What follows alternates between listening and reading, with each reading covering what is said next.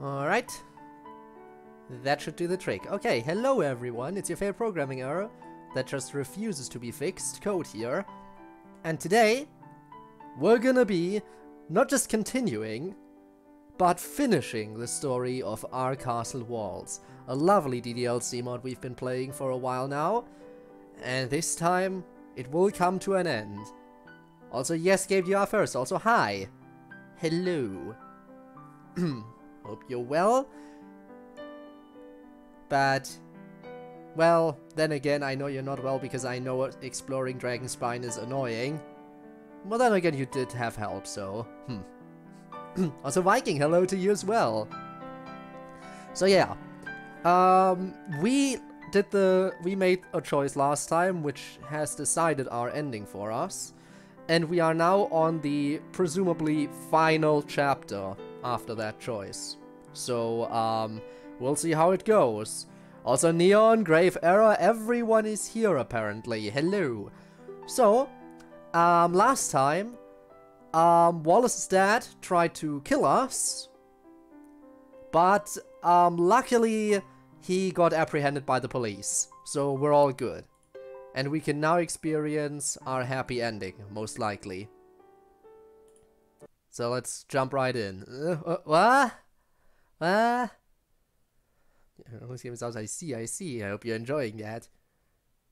Yes, are you getting the good ending or the bad ending? Turns out you're on. I think I'm getting the good ending simply because we're still alive. And I think the fact that we're still alive means we're on the good ending path. Able to stay, I have something to do. Okay. That is totally fair. You do that. You can, if you're interested in seeing what happens, you can always watch the VOD. Hope Wallace gets to see his dad soon. Ah, yes, send him to jail as well. He deserves it. Although he's probably in the hospital right now, after what he went through. Also, we're playing as us again. So first thing we're probably going to notice is, hang on a second, why are we in our bed? I fell asleep in the shower. How did I end up here? So let's figure out how we ended up here, even though we as the player know that Yuri did it. I feel a little more refreshed than usual waking up today. Sluggishly getting up from my pillow, my eyesight adjusts to what's going on, and my alarm clock reads 10:37. Resting my head back on my pillow, I stare at my ceiling, rub the sleep out of my eyes, and begin questioning everything. See what's going on here? But I guess I'll have to do it myself. That is also a thing. You can always play the mod yourself. Great. Another school day missed. How did I sleep through my alarm? You probably didn't set your alarm because you did. Yeah, you probably didn't set your alarm because you fell asleep in the shower and you normally set it before going to bed, huh? Woke up from his bath and to bed afterwards. And went to bed after. No, we know that Yuri did it because we were playing as Yuri last time. We were playing as Yuri and carrying the main character into his bed. Out of the shower. Wait, I just realized what that entails. If we fell asleep in the shower... I mean, to be fair, it isn't the first time Yuri's seen us naked. We've done the deed at this point. But still, she barged into our home without consent, came into the bathroom where we were in the shower, opened the shower door, picked us up, carried us to bed. Okay then. Now here's the question. Does the main character in this usually sleep in the nude, in which case nothing wrong would be, they wouldn't notice anything weird about this? Or are they gonna get up and realize, wait a second, why am I naked? That could be a thing. Alternatively, if that isn't a thing that we realize, did Yuri take the time to put on clothes for put on our clothes for us? Help us put them on. I don't know. Probably not gonna call it out. MC's probably not gonna call it out. Also, hi Spinner. Yuri probably got shocked as soon as she saw Nate again. Has seen him naked before. She probably did. Without consent. She was the consent. True, I guess. I don't even remember setting it yesterday. And why don't I have clothes? He is gonna call it out! I remember taking a shower yesterday, but running my hands through my wavy hair, I run through knots and tangles everywhere. My disappointment in today has jumped up a little bit, knowing that I'm gonna have to fix that. May as well get started, I guess. With that, I slowly get myself out of bed without a clue on what I'm going to do today. Man, what am I gonna do for the rest of the day? I could take my time and get all ready for school, but what would be the point of just going for half a day? May as well get breakfast out of the way. He's probably waiting for him to eat breakfast with her. I doubt she'll do that. I think she left after putting us to bed. Unless we walk into the kitchen and she's just there. Averting my attention over to my cupboard, my peripheral vision picks up on something on my table. It's a piece of paper. Ah, she left a note. Did I leave that there yesterday? My curiosity getting the better of me, I take a hold of the paper and begin unfolding it. Code, we need to talk about everything that has happened recently. Please meet me over at our spot at 7 tonight. With all my love, Yuri. Yuri. You want to talk things over as well? How did she leave this in here? There's no one else that could have. Nobody else has her handwriting. Of all my love. That means she really does care. Now I really want to see her and explain everything to her.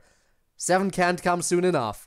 That being thought, I stop staring at my cupboard and open it to grab a box of cereal. Later that night. Where's Minecraft? As I said, we will really get into the Minecraft Let's Play once this DDLC mod is over. I did say that. There is no MC. Well, the other kind of MC. Cliffhanger. I know it was a bit of a cliffhanger.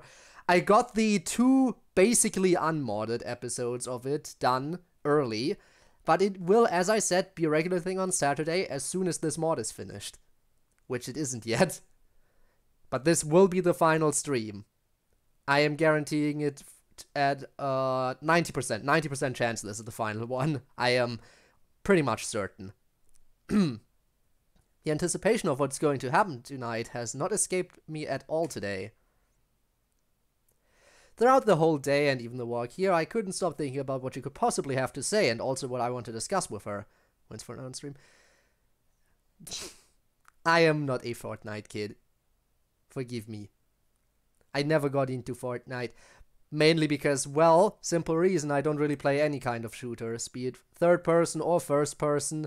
Like, the only there aren't really any I play, really. I played Ultra Despair Girls, but even though that is technically a shooter, I mainly played it because Danganronpa. So, you know.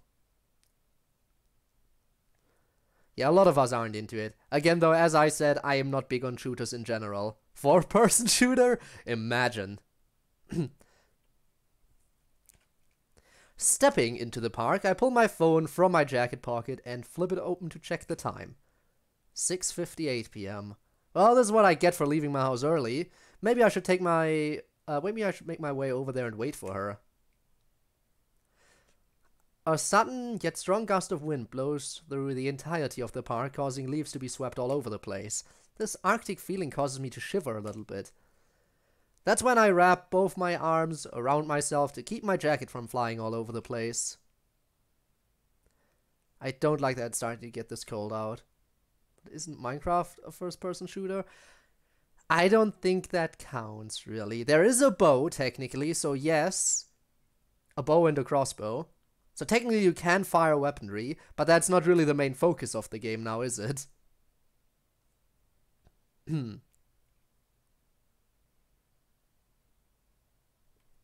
Use the Doom engine. Ha. Fun. I don't like that it's starting to get this cold out. Isn't it supposed to start snowing soon? What are me and Yuri gonna do about our spot when it starts snowing? Are we still gonna visit? Yuri's already there. She's playing her harp again. There she is. This girl always has a way of drawing me in somehow. Her music she plays lures me into the ever so familiar forest trail.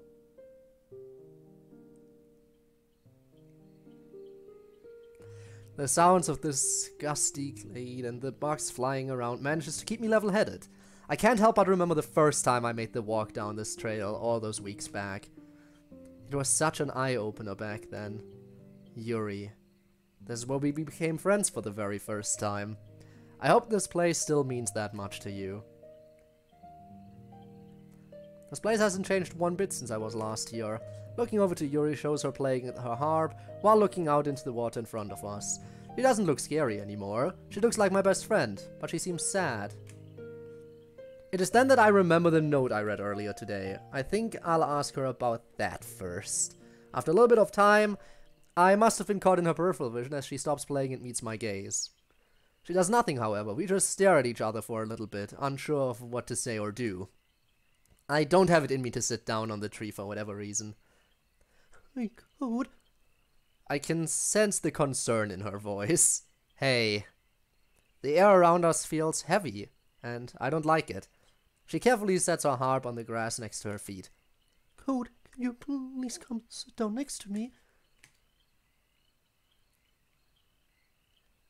Code, come here. Flashback to last time, that was fun. No, stop it. She's not being scary right now. She sounds genuine. Taking a moment to breathe in and out, I slowly approach the tree and take a seat, making sure there's some distance between us. I instinctively wrap my arms around my body again to make myself feel more safe, and I don't quite make eye contact with her. Oh, are you feeling alright? The heaviness of the air around me makes me think longer before speaking to her. I'm alright. Okay, good. There's an immediate awkward silence between us. It feels like everything I wanted to talk with her about has escaped me right now. All I can do is stare at the water in front of us, feeling rather helpless. The seconds that pass feel like minutes as my mind scrambles on how to bring up what I want to talk about. We eventually made up to each other every time though. I think you should do the same. How about I start with Yuri? Looking over to her shows her concerned face hasn't left. It's almost like she's pleading for me to go on. I feel bad about how I treated you yesterday. I'm sorry about that. You didn't deserve it. I feel like I do. I'm sorry? So, how do you get into my house? I mean, the answer is obvious, you know, the fact we left the door unlocked, but we don't remember that, so it's a valid question to ask her. It is very valid. Oh, I do deserve it. I haven't been a very good girlfriend to you recently, and I'm sorry about that. Disappointment is plastered all over her face. I don't like seeing her this sad. I don't understand if you didn't want to be boyfriend and girlfriend anymore because of my recent actions. I can't do anything right, and that makes me feel useless. Oh, we did. True. Our memory is very, very bad.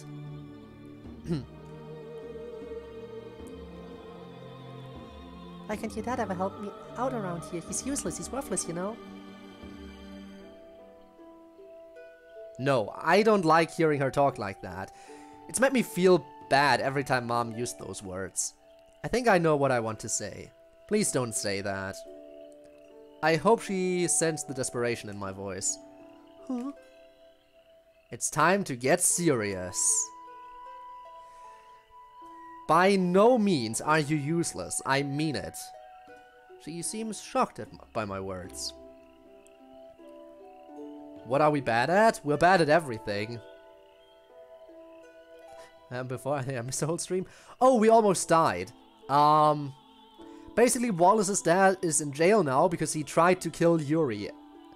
And he thought Yuri lived at our address, so he technically tried to kill us. But thankfully, he was stopped before he could do that. So yeah, we're good.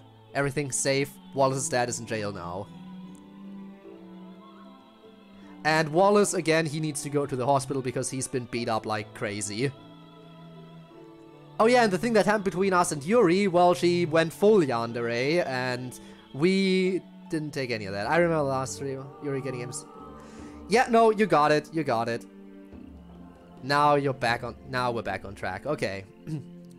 She seems shocked by my words. And another thing, I've said it before and I'll say it again. I don't ever want to say goodbye to you. Not now, not down the road, not ever. But why this now? Because we want to, you know, get our relationship fixed a little bit, you know?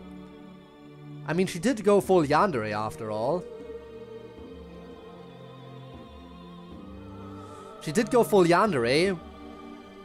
You know the whole reasoning about how they went by, but yeah. Oh, Wallace's dad drops the soap. Oh yes, I hope so too. Not now, not down the road, not ever. Do you mean that too? I do. But why? I've been awful around you. I decide to breathe in and out again before speaking. Because I feel guilty as well. I've done some stuff that I shouldn't have, and I'm not just talking about how I acted towards you.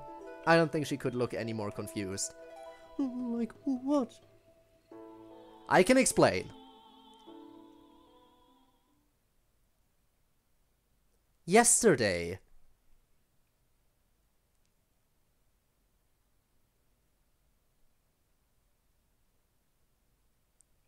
This is too much. I don't want to see this. Turning away from them completely, I quietly make my way out of the club room before things get worse. Okay, I'm safe out here, I think. What even happened? Why is Yuri being so scary? And why was Natsuki being so mean? Did I do anything to make her feel... Ah! Quickly placing my hands over my ears, the latter of my fight or flight response kicks in as I start running towards the stairs. It's a lot quieter down here, thank goodness. Maybe I should text Yuri sometime soon. Yeah, like, let her know that I'll be outside, cooling down after everything. That doesn't sound too bad right about now. As I'm making my way to the school's entrance, something gets caught in my peripheral vision. Looking over to my right shows Wallace messing around with stuff in his locker. It's okay, he is dead right now. Isn't everything an FNF song reference at this point? We know this is yesterday. We know by the time of present day he's completely beat up. Look for a bit. Alright, thanks for the lurk.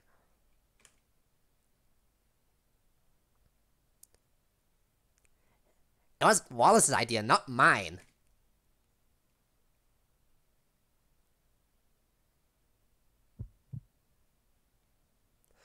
So he caused everything. He wrote that damn letter. No, I'm not going to leave him alone this time. Throwing on a more serious face, I turn on my heel and begin walking towards him. Do you want to die again? After a little bit, he notices me. A look of concern quickly turns into a contrived, tough guy face. What do you think you're doing? Purposefully ignoring him and getting up close to him, I grab him by his blazer collar and manage to push him up against his locker. What is your problem? With that goddamn letter and all. Hey, don't look at me! What's the pink hairball's idea? For a good long moment, my tough guy stance goes away as I'm not quite sure who to believe anymore. But she said it was his. Can allow their pants down. Yep. Either way, he's still a main part of this. Well, still. Was there any part of you that thought, oh, this might be a bad idea, but maybe I should do something this stupid? Look, you're really trying my patience here. Just leave me the fuck alone, and we can forget this, or else your ass is going well in the locker. Funny you should say that. Wasn't he beat up? Where's the tough guy? Again, we're in a flashback.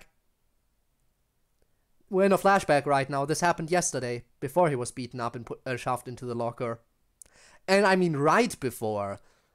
Like, because Yuri's gonna come down the stairs any moment and do that. Like, we know that. We just came from the conversation with between Yuri and Natsuki, and we know that after that conversation, Yuri's gonna come down here and beat up Wallace. So, maybe we're gonna get to see it again? I'm not sure. But yeah, funny you should say we're gonna end up in one of the lockers, considering what's about to happen to him in a few seconds. Nope, you can't do that. How about I go tell your dad what you did, huh? Besides, how am I supposed to forget something like that? Next thing I know, Wallace pushes me back, grabs my blazer collar, turns us around and pushes me against the locker. Pan sound? No. I bring my head down low, almost in defeat. So, that's why you walked in on us like that yesterday. Dude, Looking over to meet her gaze again, it looks like she's trying to process everything I've told her. So, I'm sorry, Yuri. I feel like I caused most of this. Thank you for telling me this. I'm sorry too for how I've been acting recently. This weird feeling of obsession, of always wanting to be around someone. I've never experienced it before and I never knew it could get this bad. I mean, I thought that was all part of being boyfriend-girlfriend, of being monogamous, but she does have a point. I'm not sure how to handle this. I don't want this to ruin us. Maybe she could see the school counselor that I do? Feel free to call us if you or your girlfriend need anything, you know. It's a flashback, oops. Yeah, as I've been saying a few times.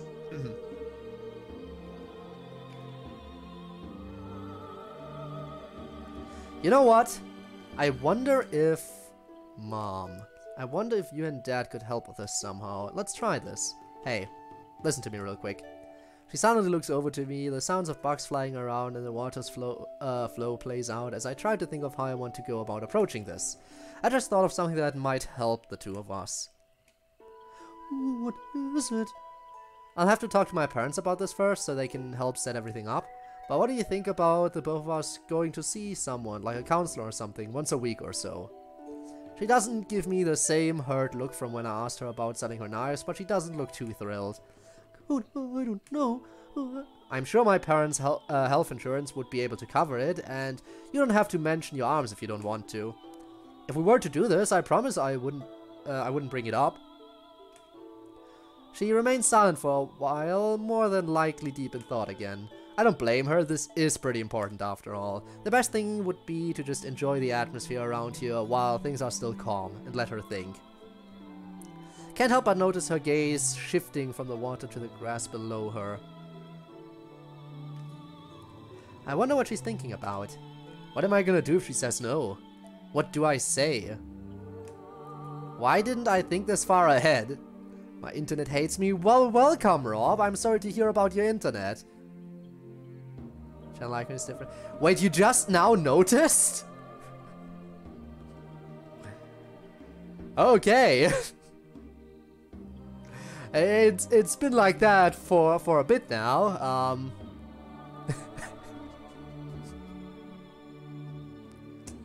Ah, the change. I see. But tell me, is it a good different though? It was different before? How long? I don't know. Hang on a second, let me check something.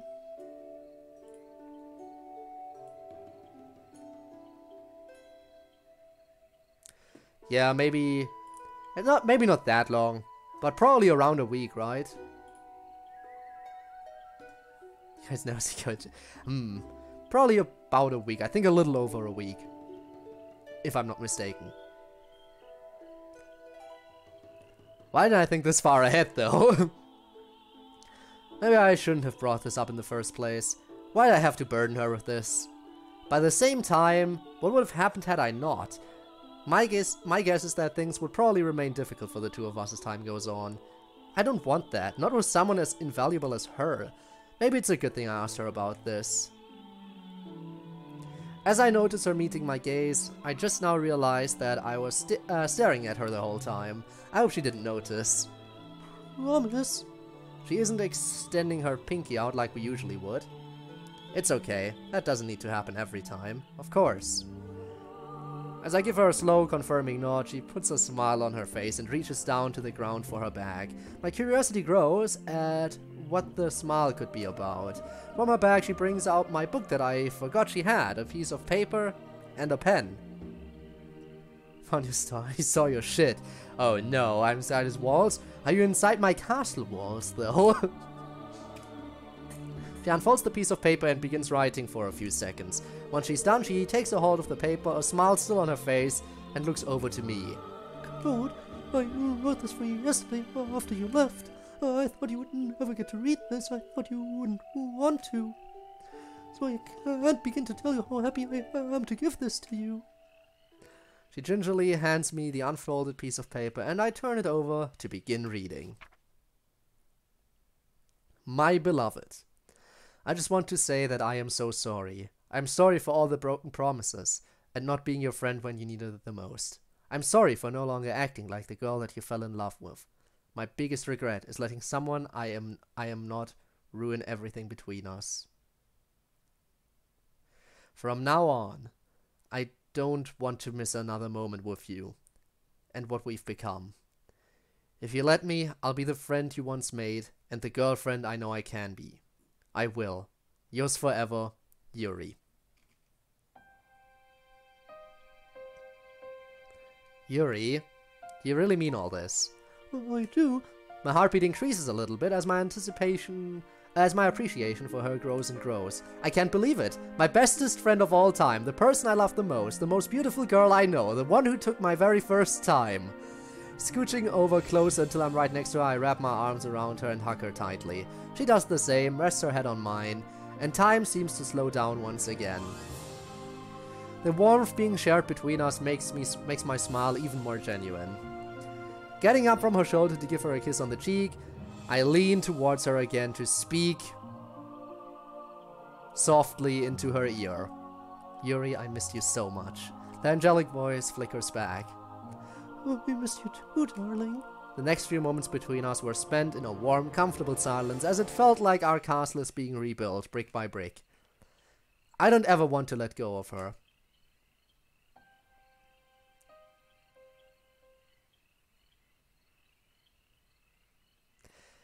I know that poem still needs to be made. I am aware.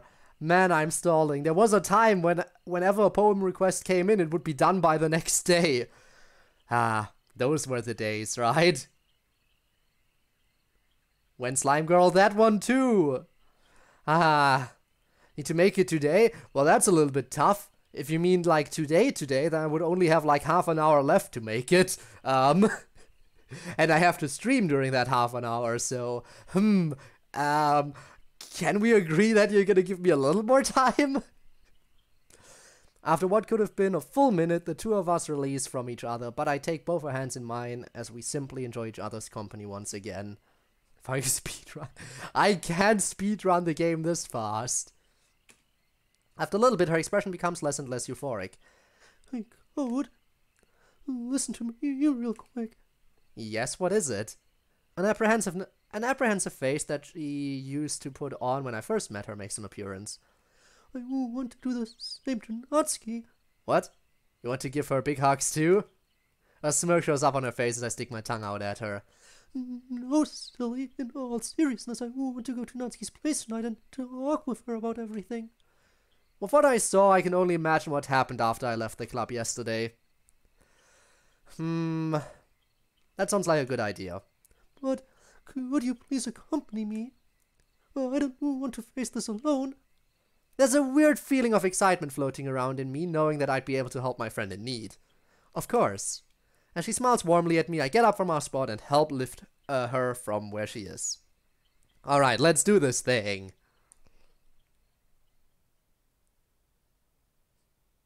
Later that same night. Yeah, it's weird. The whole thing about friend. Your friend zone, she constantly says either friend, then girlfriend, boyfriend. She constantly switches it up. It's weird. Also, Ivanov, hello. So this is it. Yeah, I believe it is. That doesn't sound too promising. But at the same time, it would be kind of funny if we were at the wrong house for whatever reason. Believe it or not, this place is only a few minutes away from Yuri's place. That's good to know. My hand in hers, she approaches the door and rings the doorbell. After she steps back, the tension inside me rises a little bit.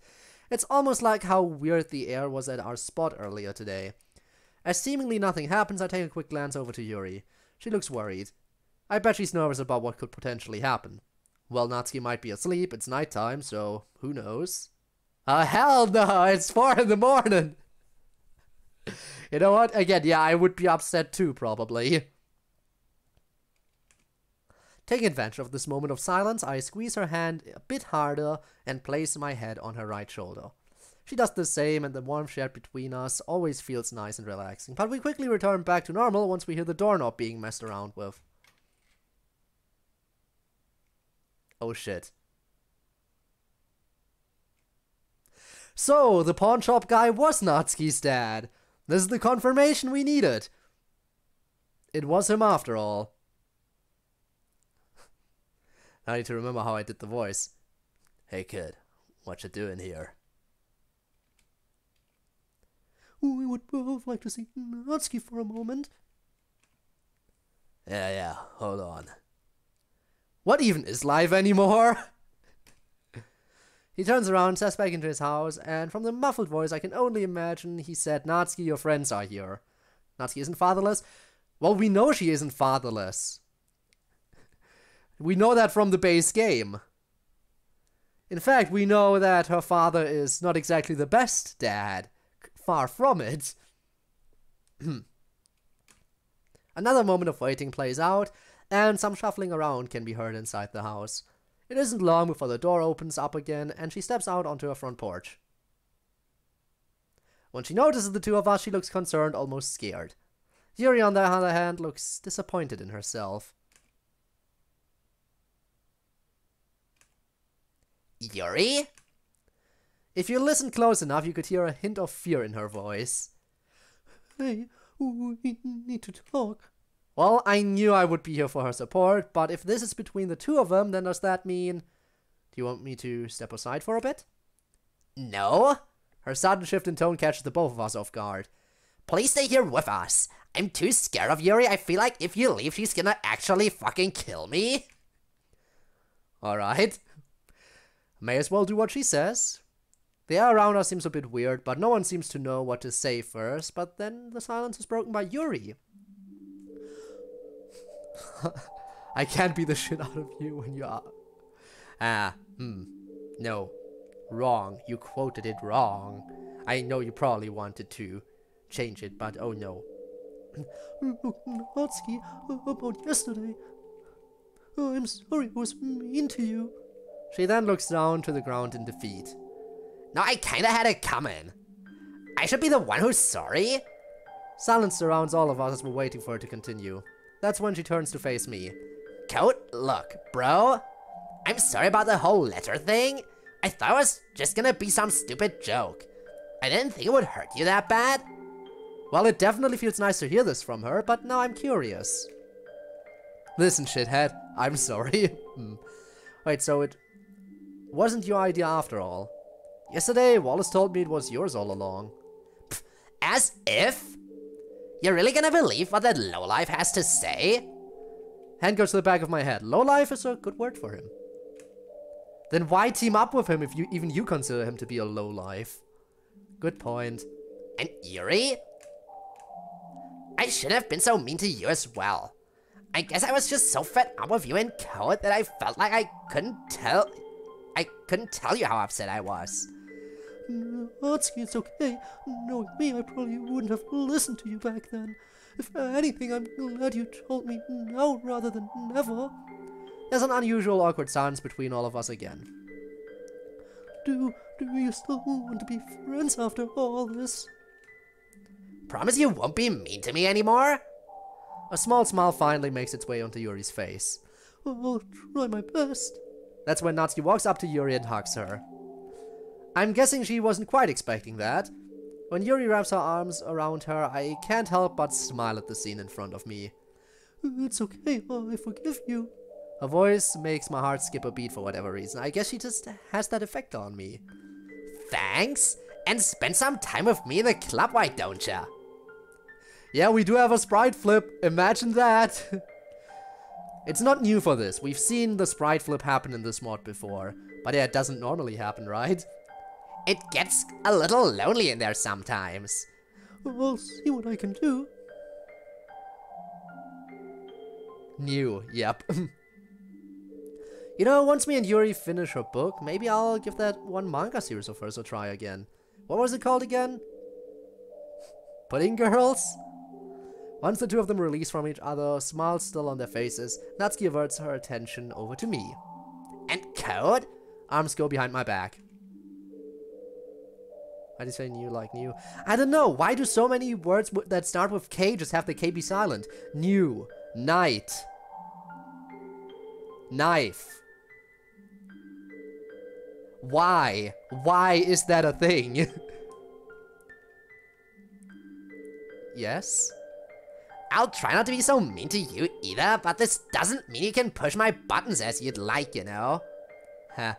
That's probably the last thing I want to do. Got it, thanks. I decide to extend my hand towards her out in the open. When she realizes what I'm trying to get at, she takes the hint and gives a...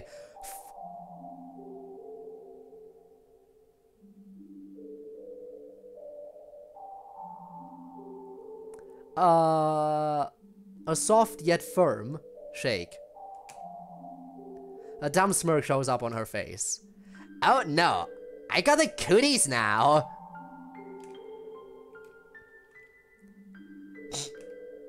A laughing fit breaks out between the three of us. Feels like things are heading in the right direction once again, and I can't help but feel hopeful at what's about to be in store for all of us. The endgame right now is just say it one last time. I will not. 6 months later, April 20th. Oh, big time skip. Half a year. It's been 6 months since Yuri and I decided to rebuild our castle. The time between us has been nothing short of a journey, to say the least. Our counseling session started out a little bit rocky and took some getting used to, but we were eventually able to make it a part of our everyday lives. Yuri and I were able to discuss some pretty important topics, mainly stuff like how to go about dealing with people, difficult emotions when it comes to dating, and even financial advice for our future. We were able to talk about stuff like budgeting, bookkeeping, and other words that could continue this alliteration. What really surprised me was that Yuri, all on her own I must add, brought up her arms to our counselor and asked for advice on how to deal with the feelings involved with that. She's been making pretty good progress about that and has kept her gold knife clean for us. Rebuilding the castle walls? Yes, that we are. It makes me proud of her every time she asks me to hold on to it so she doesn't feel tempted at all. Short by a bit. Ha! Imagine being short. Not only that, but getting to spend time in the club with other members and not just being by each other's side is a thing we were both able to work on. With the principal being gone, away in jail, the school had to hire a brand new one. A really tall, thin guy, probably around 20 years older than us. I've talked with him a few times, everyone calls him Mr. Aussie for whatever reason. And he's got a cool accent. Probably where the nickname comes from, you dense motherfucker. Yeah, for whatever reason. I don't know why they could call him Mr. Aussie. He's got an accent. I wonder what kind of accent that cool accent could be. No idea.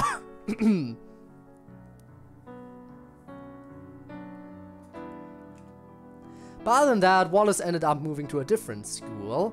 And his two other idiot friends that used to mess with me and Yuri, and I, kind of just gave up. They still talk to each other, but they don't really bother anyone anymore, not with their gatekeeper gone. Both Yuri and I were able to help each other get our grades up to the bare minimum what the school considers satisfactory, so that's a relief. Monica and Sayori have been their same friendly selves the past 6 months, which has made things run smoothly. Natsuki was nice enough to give me another chance at reading her manga again, and I was able to get through the first 4 volumes. The slice of life genre really isn't that bad, both in books and in manga.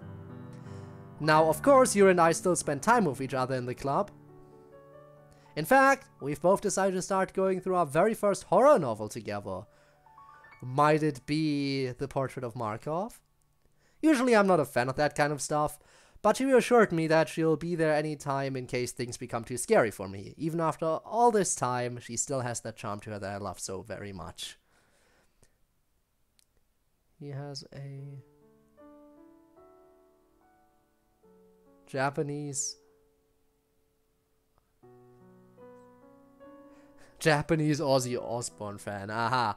Wrong kind of Aussie, but fair. I can never remember the book's name off the top of my head, though. I want to say it's something like The Picture of Microwave, but that just sounds off. It is The Portrait of Markov. Or as we will call it going forward, the picture of microwave. We really need to dig into the deep DDLC lore to figure out all about the picture of microwave. Click it. Hang on. History. Can't. Doesn't do anything. It's just underlined. Today in the club and the school day in general has been pretty ordinary.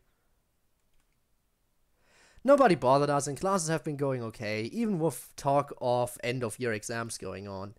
But right now it's just me and her trying to get through the second chapter of her book. Wait, hold up, I'm sorry? Hey Yuri, what's that word mean? Oh, which one? I point towards the third paragraph of the page that her left thumb is on. That one. Instinctively. I've never heard that word before. Oh? I must have glossed over that one. I think the author may have made a spelling mistake right there. Okay, that would make sense. I was gonna say, I knew the word instinctively makes sense in that sentence, I just had to do a double take. Oh, I see. Her free hand wraps around my free arm, which makes me feel warm inside as I avert my attention to her. Are you doing okay? This isn't too much for you, is it? I can't help but smile how caring she's being. I'm feeling okay right now, thanks. I flash her a bright but not overly ridiculous smile. That seems to have made her a bit happier. The both of us turn our attention to Monica, whose friendly attitude remains consistent. Warm inside, interested. We're gonna do it again, huh? Hey, Yuri, mind if I borrow a coat for a little bit? But why? I haven't done anything wrong lately. Is something wrong? No, nothing's wrong. It's just some important club-related stuff I need to get over with him. After a weird moment of silence, you and I look over at to each other, almost unsure what to think, and then back over to Monica. She knows what the word means. May as well get this over with and see what she wants. I'll be right back then. With Yuri not saying a word, I quietly get up from my desk and approach Monica. The both of us leave the club room.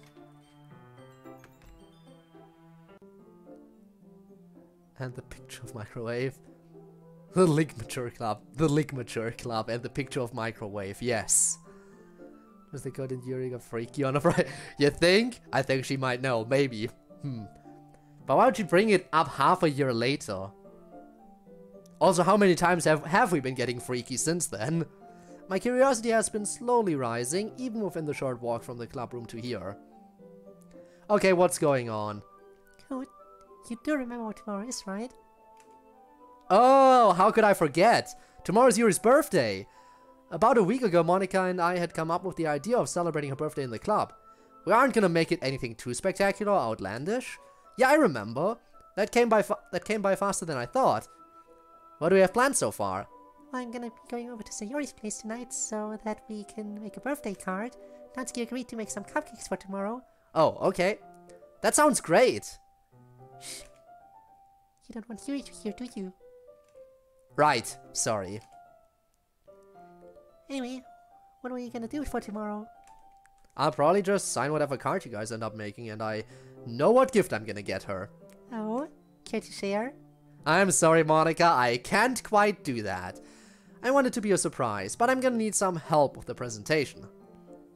What do you mean? I'll need someone to cover her eyes. I see. Just let me know when. Oh, I'll give you the signal, no need to worry. Okay then. Ready to head back inside? I have to dismiss the club now. Yeah, sure thing. I think the birthday party is likely gonna be the finale, isn't it? With the club dismissed for the day, I can't help but feel an almost jittery nervousness just by walking Yuri back to her house. I head back where? Say I place potato on a pedestal. Speaking of potato, I have started watching Sunset Paradise. Why are the main villain gang just a bunch of potatoes? I didn't see that one coming. I wasn't expecting to just see the spot bots. Wintertime has come and passed, and pretty much all of the snow around has melted. No, not the snow! The temperature still hangs around freezing, which I'm hoping will be going up more and more pretty soon. Other than that, with what's about to go down tomorrow, I can't stop myself from feeling excited about it. As we're walking hand in hand back to her place, Yuri breaks the silence between us. Hey, darling, what did Monica want to talk with you about? Uh-oh. I can't tell her that. I don't want to mess up the surprise. Let's try this instead. Are you high or something? How should I start a conversation now? We can't! Anyway, snow doesn't work. No, wait, anyway? The snow, it's melting. Let's try this instead. It's a secret to everybody. I knew that one adventure game I played years ago would come in handy one of these days. If that's so, then where does Monica know about it? Okay, maybe not. Good point. So there isn't really a secret, though. Yeah, I'm sorry. I would have let you know otherwise. No, I understand. Should I ask her if she's excited for tomorrow? No, she might suspect something. Speaking of tomorrow, looking down at my hand in hers, I bring my thumb away from hers and place mine where her thumb meets her hand. Carefully gliding it around the diameter of her thumb, she pulls away and giggles for a bit. Oh, that tickles. What are you doing? I give her a cute coy smile. Nothing? You're being silly today, you know that? No, I'm being code today. She giggles again. Oh, you?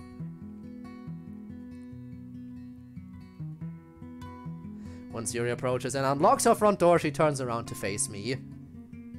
Ah, the quotes, aren't they always nice? I'll see you tomorrow, love. Yes, tomorrow. I lean in to give her a quick kiss, to which she returns the favor. Once she pulls away, she gives me her always lovely smile and closes the door behind her. I turn around and start walking away. However, I'm not heading towards my house this time. I start making my way to the closest bus stop.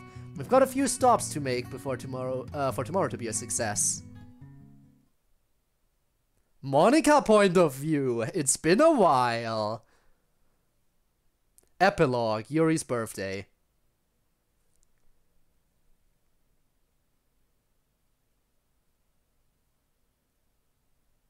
Let's go.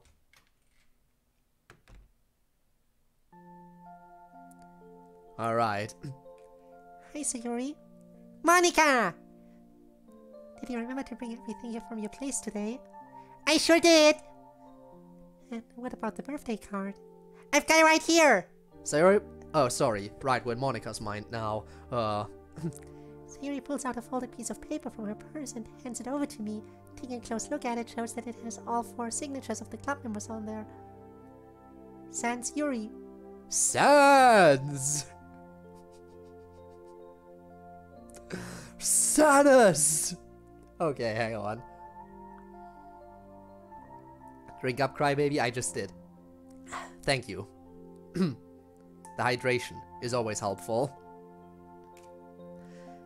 That's one thing I told her to do today, to see the club members throughout the school day and get this done, and she did it without fail. What the fuck was that look? You don't need to know. You mean that look?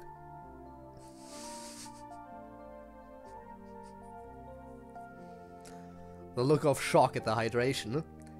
Good work. Give this to her when the time comes. You got it! Natsuki makes her way into the room, carrying a tray of the 1 dozen cupcakes. Hey, glad you could make it. Yo, Monica, where do you want all these?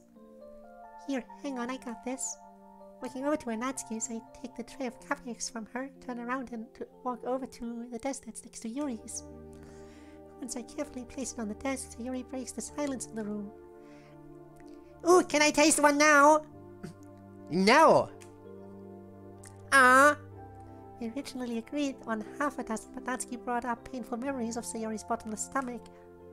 We all have to wait until everyone's all settled in. Okay. Speaking of which, when are Code and Yuri supposed to be here? I told Code to purposefully show up late to the club so that we could get everything all set up. Now, let's go ahead and get their banner hung up. 3:03 p.m.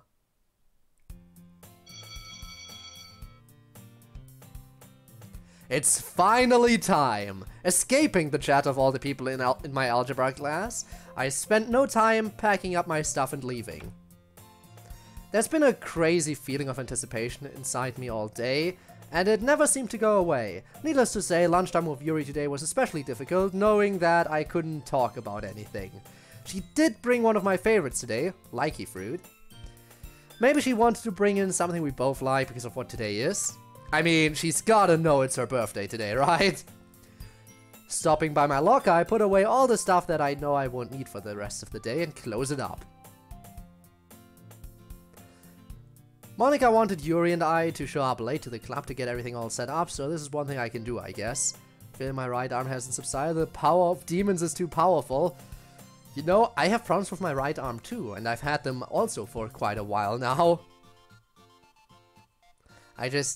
You know, I hit my arm on something a while ago, and ever since then my elbow's been acting up, and it just never stopped. And you know that tingly feeling you usually get after you hit your elbow? Just, you know, the tingly feeling but without the pain aspect of it. I get that sometimes out of nowhere now. I'm just standing around. Like one time I wasn't doing anything, I was just standing around. And then suddenly that stupid tingle started appearing out of nowhere. And I hated it. True, I also did get hit by Truckcoon, but Truckcoon hit me on my left side. And I didn't land on my right side because I turned while, you know. So I was impacted on my left side. While falling, I was able to turn, so I landed straight on my back. Which was nice because I had a backpack on. So that helped break the fall a little bit. So since English isn't my first language, I'm still questioning a few words. What the fuck does emancipation mean? Well, you could always look it up. You know? That tingle is probably no blood in the area. I know for a fact it's the nerve. When you have that tingle, it's 99% of the time it's because your nerve is acting up. Either you hit your nerve or your nerve is kind of getting pinched by something. But I wouldn't know what exactly. By what exactly. You know what, maybe I hit my arm so badly that my nerve is now positioned weirdly and constantly gets pinched in between my bones or something. Who knows? Your nerve got decapitated? No, in that case I wouldn't feel my arm at all anymore. The tingle means that there's still a signal going through. The tingle means my brain is still getting signals from my arm. Just, not perfectly. Plus, again, the tingle only shows up sometimes. Once I close my locker door, I turn towards the stairs to see Yuri walking towards me. Same. Everyone hates it. Everyone hates everything. Google hates me today. Oh no. What has Google done? Happens to me when I play rhythm games. Well, it doesn't happen to me then too frequently. Again though, I do still have pain in my elbow if I move too much. And I really don't know why. It's been a few weeks and the pain hasn't really gone away. I mean, I know it's probably something related to the nerve. That would explain the tingle and everything. But the nerve itself can't be damaged. That would feel different. That would be like a burning/stinging kind of pain, and that's not what this is. It's more like a dull kind of pain when I extend my arm too far. But due to the tingle feeling that shows up out of nowhere now, ever since I hit my arm, I know that the nerve has to be somewhat involved. Oh well. Google's being a lazy WF. I see. God. Oh, hey there. Our smiles complement each other as I think about what I'm going to do next. Without much of a warning, I approach her, wrap my arms around her, and rest my head on her shoulder. After a little bit, she does the same, and we share the moment of comfortable silence between us. What are you talking about? Pain. I'm talking about pain. Pain in me elbow. Her hugs feel as warm as they always do, even after all this time, and I appreciate each and every single one of them. Anything you'd like to do today in the club? It doesn't really matter what answer she gives. I know what's about to go down. I was hoping we could read more of my book today, if that's fine. Yeah, sure. Let's go with that. Yeah, I don't mind. We can do that. Now that I think about it, we might be able to get around to it if everything goes well. Once we break away from each other, I take her hand in mine and we make our way to the club room. You know who else is feeling pain? Oh, do I, huh? I can feel my head getting incredibly injured. I can feel my heartbeat increasing quite a bit as we approach the club room. I didn't think I'd be feeling this nervous.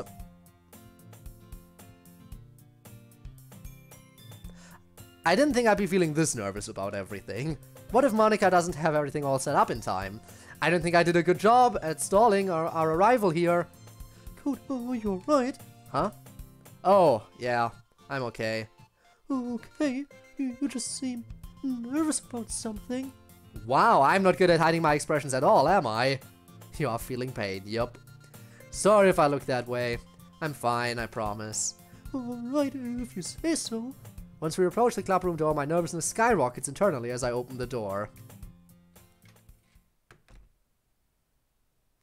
Once the two of us enter the club room, I immediately pick up on how different the room looks. Looks like I made it just in time. The other three girls direct their attention towards us. Surprise! Colorful text! Oh no!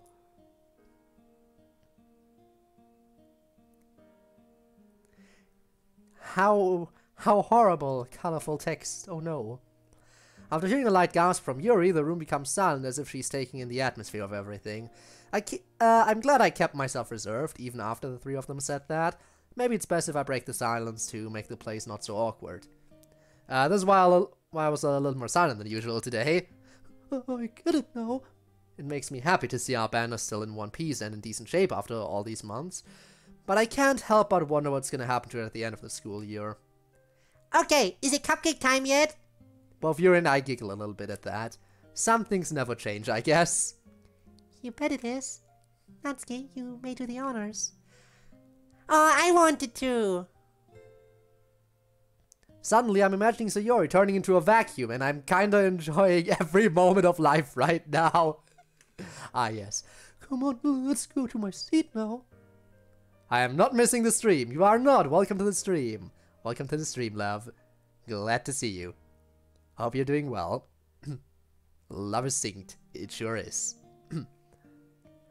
So, quick recap of what happened in the stream so far. Me and Yuri, we made up. We are on good terms again. And we're currently actually in the epilogue. It looks very much like we're on the happy ending. And yeah, it's currently Yuri's birthday. So that's what's happening. Being ripped out of my trance, I avert my attention to her and give her a friendly smile. Yes, let's. With matching smiles, we make our way over to Yuri's desk, bring a chair close by, and we take a seat next to each other like we usually do. After a moment of waiting, Natsuki can be seen lifting the aluminum foil of her see-through tray and starts walking around the room. She hands a cupcake to both Sayori and Monica, then walks over to where Yuri and I are and places 2 cupcakes down on our desk. Thanks, bro. Okay, maybe that was a little out of place. No problem. I've become a little more used to calling her that whenever I deem it appropriate, and Yuri doesn't seem to mind at all. Looking around the room shows Monica happily enjoying her cupcake. Her face says it all. Sayori, on the other hand, smashes hers onto her upper lip in such a way that the frosting spreads all over her nose. I think Natsuki's been fixed. Finally. Took long enough. Always a kid at heart, I suppose. That's when I remember that Yuri and I still have one... That's when I remember that Yuri and I still have one waiting for each of us. They almost look like the ones from the festival way back then, but the frosting is cream color instead of tie-dye. The cake's color looks the same. Wondering what flavor it could possibly be, I carefully take a bite. Buttercream frosting. Butter pecan cake. These taste and feel divine.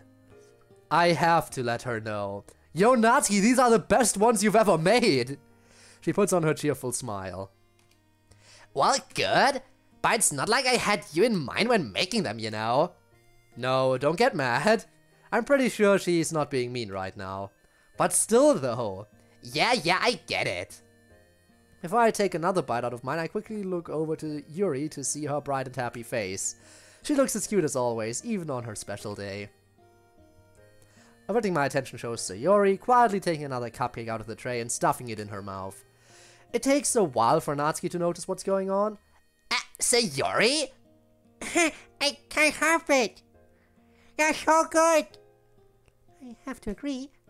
It is then that I feel a tap on my left shoulder. I instinctively turn my head towards Yuri. Well, I'll agree as well. These are the best ones she's made so far. Most definitely. After a moment or two, we've all had our fill of cupcakes, but only 2 remain. I have a feeling that Sayori's gonna find a way to take them home somehow. After a little bit of silence, Monika clears her throat in front of all of us to get our attention. Okay, Sayori, do you have the card? Oh man, it's time. Yeah, I got it. With that, Sayori gets up from her desk, her purse in hand, and walks over until she's in front of Yuri and I. Reaching into her purse, she pulls out a piece of paper that I was given near the beginning of the school day, unfolds it and hands it over to Yuri. As she reads it, I can't help but lean my head towards her so I can remember what the card said. Hi Zarwin, welcome to the stream. How is you doing? Happy birthday, our lovely friend. We wish you happiness. We wish you happiness your heart can hold. Here's to another fabulous year of life. You're simply the best. Monika, Natsuki, Sayori, Code. Once Yuri puts the card down, her smile grows more and more. Thank you, everyone. We got you something else as well. Is good. I'm on trampoline. That sounds like you're having a blast. You're on a trampoline and watching a stream.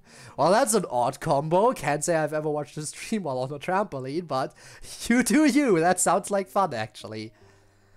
Oh, it seems like everyone's attention is on Sayori right now. I didn't have much to spend on a birthday gift, so it is all I could afford. Sayori reaches into her purse once again to grab her gift. Presented in front of Yuri is a notebook filled with lined paper and a 6-pack of ultra-fine point permanent markers in different colors. Yuri takes them from her and stares at it for a second or two, places them on her desk and puts on a soft smile. You didn't have to do this for me. Thank you, Sayori.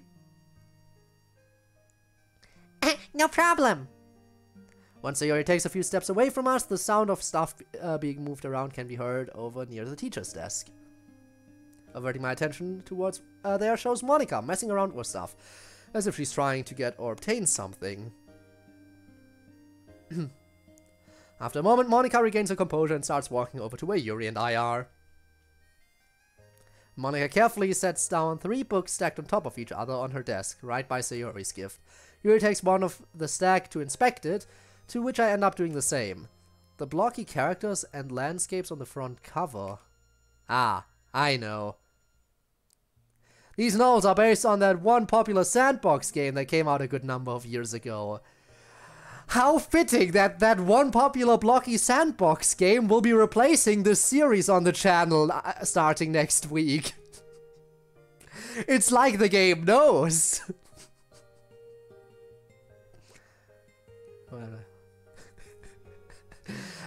Blocky landscapes, blocky characters, a sandbox game. What could it be? We are playing it next week, don't you worry. This will be nice to read through sometime. Looking over to place the book back on top of the other one, Yuri's smile from earlier shows up again.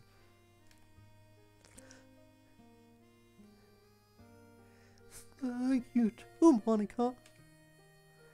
Of course. Another weird moment of silence fills the room as I come to a sudden realization. The silence is quite suffocating, but oh man, it's actually time. I think I can feel my heartbeat increase as Monika turns her attention to me. No, don't start panicking now. It's okay. It's okay, just stick with the plan. Cool.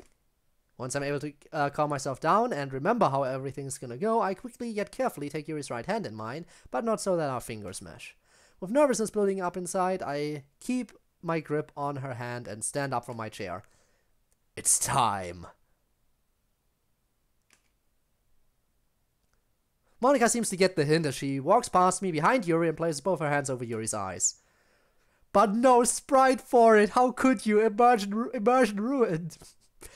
That seemed to catch her off guard, which is what we want right now. Monika!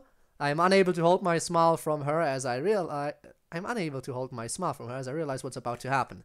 The streamy feeling of everything turning out right doesn't last long, as feeling Yuri's hand wiggle around in mine kicks my motives into high gear. Quickly reaching out into my pocket, I bring up my gift for her, and in one fell swoop... Oh, are we gonna propose? I think we are gonna propose. We are totally gonna propose. Drop to one knee. Is our gift a ring? There we go. On her right hand's ring finger. Oh, we're just gonna put the ring on her hand right away. Not even gonna drop to one knee and offer. No, just here's the ring. Take it. Take it now. I'm relieved to find out I managed to get the right size. Once Mona takes her hands away from her and steps back, Yuri seems to be brought back to reality and carefully looks at her right hand. Once Yuri gasps at what was put on her finger, the other three girls seem to get the hint as well. Its amethyst shines brightly from the rays of sunlight flowing through the windows. Marry me, woman! You don't get a choice! You have the ring has been put on. You have no choice now. This is a binding marriage contract, essentially. Yuri then looks over to me in astonishment, as if she has to confirm what I just gave her. Now, you know I was being silly when we walked home yesterday. With starscapes in her eyes, the most beautiful, unforgettable of smiles shows up on her face. Once she gets up from her seat and her composure is upright, she extends both her arms, without a care in the world it seems, to bring me in for a hug. Come here. Her angelic voice draws me in as I do what she says with a loving smile on my face, tightly wrapping my arms around her body and resting my left cheek on her shoulder. But which cheek, though?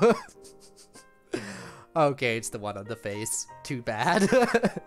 Her grip on me is stronger than usual, which makes me feel even more important and loved. All within the walls of her... welcoming arms. Feeling every ounce of her love that she presses into me makes me feel more at home, more awake, more alive, more worth it. Hey, it's a woman! Who? Yuri? Of course. MC? Nah, just long-haired dude. The grape-scented perfume I got her for Christmas makes itself known and doesn't bother me one bit. All eyes on us are irrelevant now. That's when I whisper into her ear, quiet enough so that no one else can hear us. Happy birthday, Yuri. I love you so much. Thank you, darling. I love you too, like no other. Yeah, and those two so cute. I agree. They're lovers, but they look just like a mother and child. Can everyone stop bringing up the mommy issues, please? Even still, those two are gross. I mean, they would be lesbian lovers if the main character was a woman, which they're not. I wish this moment between us could last forever, but I have to remember that 3 other people are in the room right now. May as well end it off with this. Hey, come over to my place tonight. I'll make dinner for the both of us. I'd love to. Natsuki, they already smashed, so you are... true. Yet another club meeting out of the way, a very special one at that. Once Monika dismisses all of us, Yuri took her new gifts, put them in her bag, then the both of us got up from her desk. Instead of walking out with her, I tug on her hand to get her attention. Hey Yuri, could you please wait outside for me? Fire in class. Ah, yes. Tell all the others, we're about to do the deed. You can either go outside if you're uncomfortable, or if you're really interested, then stick around, I guess. It is your club room. We can't tell you to leave. There's something I need to get taken care of before we leave. Oh, sure thing. Just try not to take too long, dear. Nodding at her out of acknowledgement, she turns away from me and begins walking out of the club room.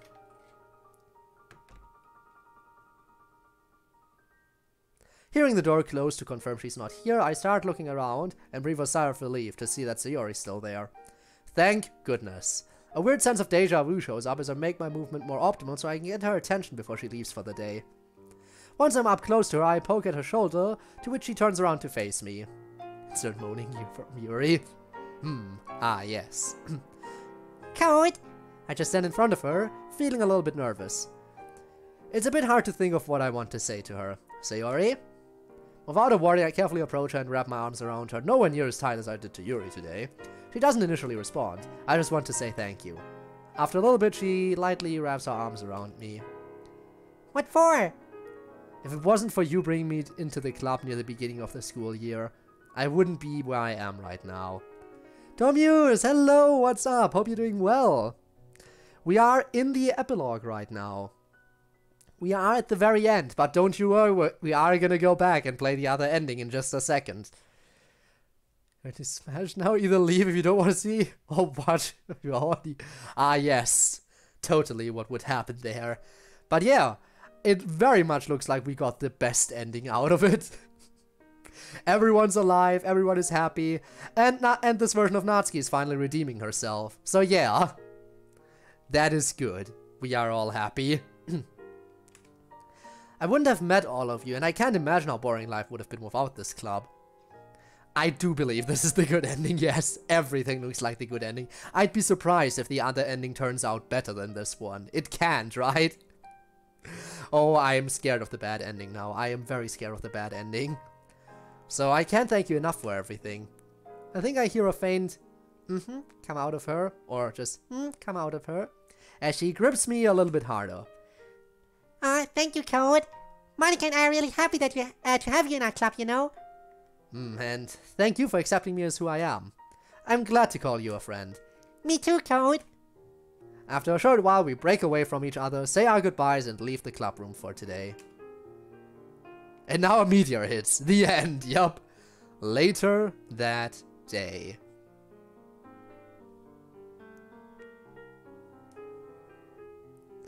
Not much went on after my chat with Sayori, just the usual walking Yuri back to her place and then back to mine, but this time it's different. She's been over to my place plenty of times for dinner between the two of us, but this time feels more special. I feel like I've done my best for her so far today, and I want to keep it up for her on her special day. Grab Yuri's balloons? You mean like in Doki Doki Blue Skies? And yes, I did re-download Blue Skies and speedran to all the loot segments, just so I could drop all the loot images into the Discord for those curious. So yes, the loots are there. The loot CGs from Blue Skies, where we can grab Yuri's balloons. Back. What? I didn't do anything. Hey, I didn't do anything bad. I just... no, got the effort for. I took the effort out of everyone's hands. Discord user. What about it? Watch out, watch out. Everyone's throwing, but thank you for the headpads. Yes, horny. Ah, yes. Speaking of horny, look at me completely in a completely serious way reviewing hentai. I don't know what I was thinking. I honestly don't know what I was thinking when I was just like, I have to write a review on this and drop it in the loot channel because this is what everyone has to watch. I honestly don't know what came over me that night. I guess I was too tired to think straight. I was just like, yeah, that seems like a valid thing to do right now. I mean, he does it in serious song. It's a real set of badonkas. Some Toman Hangara Cougars started. I was thinking of trying to Discord. Now it's awkward because it looked like I had other reasons. I mean, everyone can have their reasons. I feel like there is at least one person who joined for that reason, because I brought up the Blue Skies thing, and I said I would drop the stuff on the Discord, and then they joined. That was weird. It's your choice. Feel free to do that. We discuss a bunch of stuff. That's also the place where I drop the poems I have to write for the poem requests. So there's an entire literature club channel where everyone's free to share writing, but I feel like I'm the main person who drops stuff in there. Actually, it scares me how much time you put into that message. It should scare you. It should scare you. Question than I these creative species reviewers. Slime girls. Slime girls, top pick. Can't convince me otherwise. Yeah, I know there are succubuses which are like the whole species is about that thing, but slime girls. 100% all the way. Anyway, getting back onto the not so loot topics here today. I feel like I've done my best for her today, and I want to keep it up for her on her special day. It's become much warmer in my kitchen despite the cool weather that was brought upon us today. Water has been brought to a boil on my stovetop, and a second frying pan has a flame lit underneath. Opening the box of spaghetti and pouring its contents into the water in front of me, I walk over to my fridge, but get distracted by the piece of paper that's stuck there by a magnet. Oh yeah, the poem I wrote for Yuri for her birthday. I mean, we don't live in a fantasy world, sadly. A man of my taste. Slime, Neko, vampire, you know what everyone. Yeah, I mean, fair choice there as well. Interesting choice. Mode code, mode. There's a clip of me doing that. I'm not gonna do it again. Please don't force me. Oh yeah, the poem I wrote for Yuri for her birthday. Took me a long time to get it just right. Man, I can't wait to see how she'll react to this one. I hope it'll make her proud. I should probably, that being thought, I remove the poem from the fridge. And die. I remove the poem from the fridge and fucking die. Fold it a few times and stuff it in my pocket for later. I'll take the DLC dudes away. You can't. Don't do that. Sorry, cat. Mr. Sarah, hello! We are in the epilogue right now. But we are gonna go back and try to get the other ending. That's always it. What is it with people at the anvil? That is the main reason I've been thinking about switching to another software for allowing that stuff to occur. But the other software, I don't see a way to set up the anvil in that, so I can't make the switch. We will stick with what we have. And I'm sure everyone's happy. Minus Monica's like, I am aware that that's a thing. And that is amazing. But you're welcome. Gonna take your PC. You can't. Not my PC. Next I open the fridge and pull out a jar of sauce and the garlic toast. Setting them on the counter, a weird feeling of excitement strikes me out of nowhere at the thought of her coming over to my house again and her reaction to everything I have planned.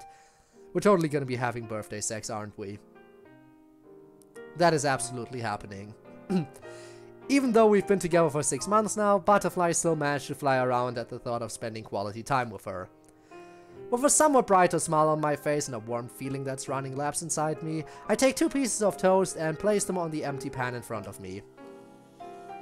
A loud sizzle makes itself known throughout my kitchen, which is always satisfying for whatever reason. The sound of the door being knocked on interrupts me from grabbing the wooden spoon for the spaghetti. I didn't think she'd be here this early. I still have a ways to go.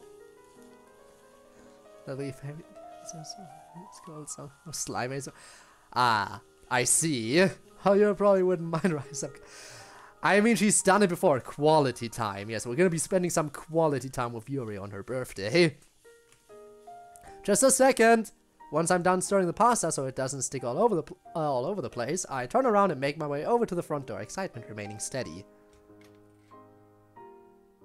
Opening the door shows her in her usual wool sweater, looking as cute as always. I'm not sure how to react to the black garment bag she has in her left hand. It's nearly as big as she is. Hey, love. She smiles at me and walks into my house. Closing the door behind her, an unexpected silence plays out for a few seconds, but doesn't last long. Hey, love, it smells good in here. Smells good in here. Taking a moment to inhale, the smell of garlic toast brings me back to reality. Oh no, they might be burning. Oh, that's right, I'm not done yet. Oh, wait.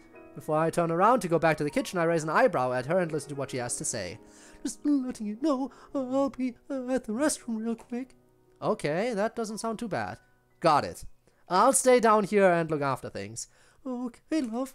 With a smile still on her face, she walks away from me, heads towards my stairs, with her garment bag still in hand.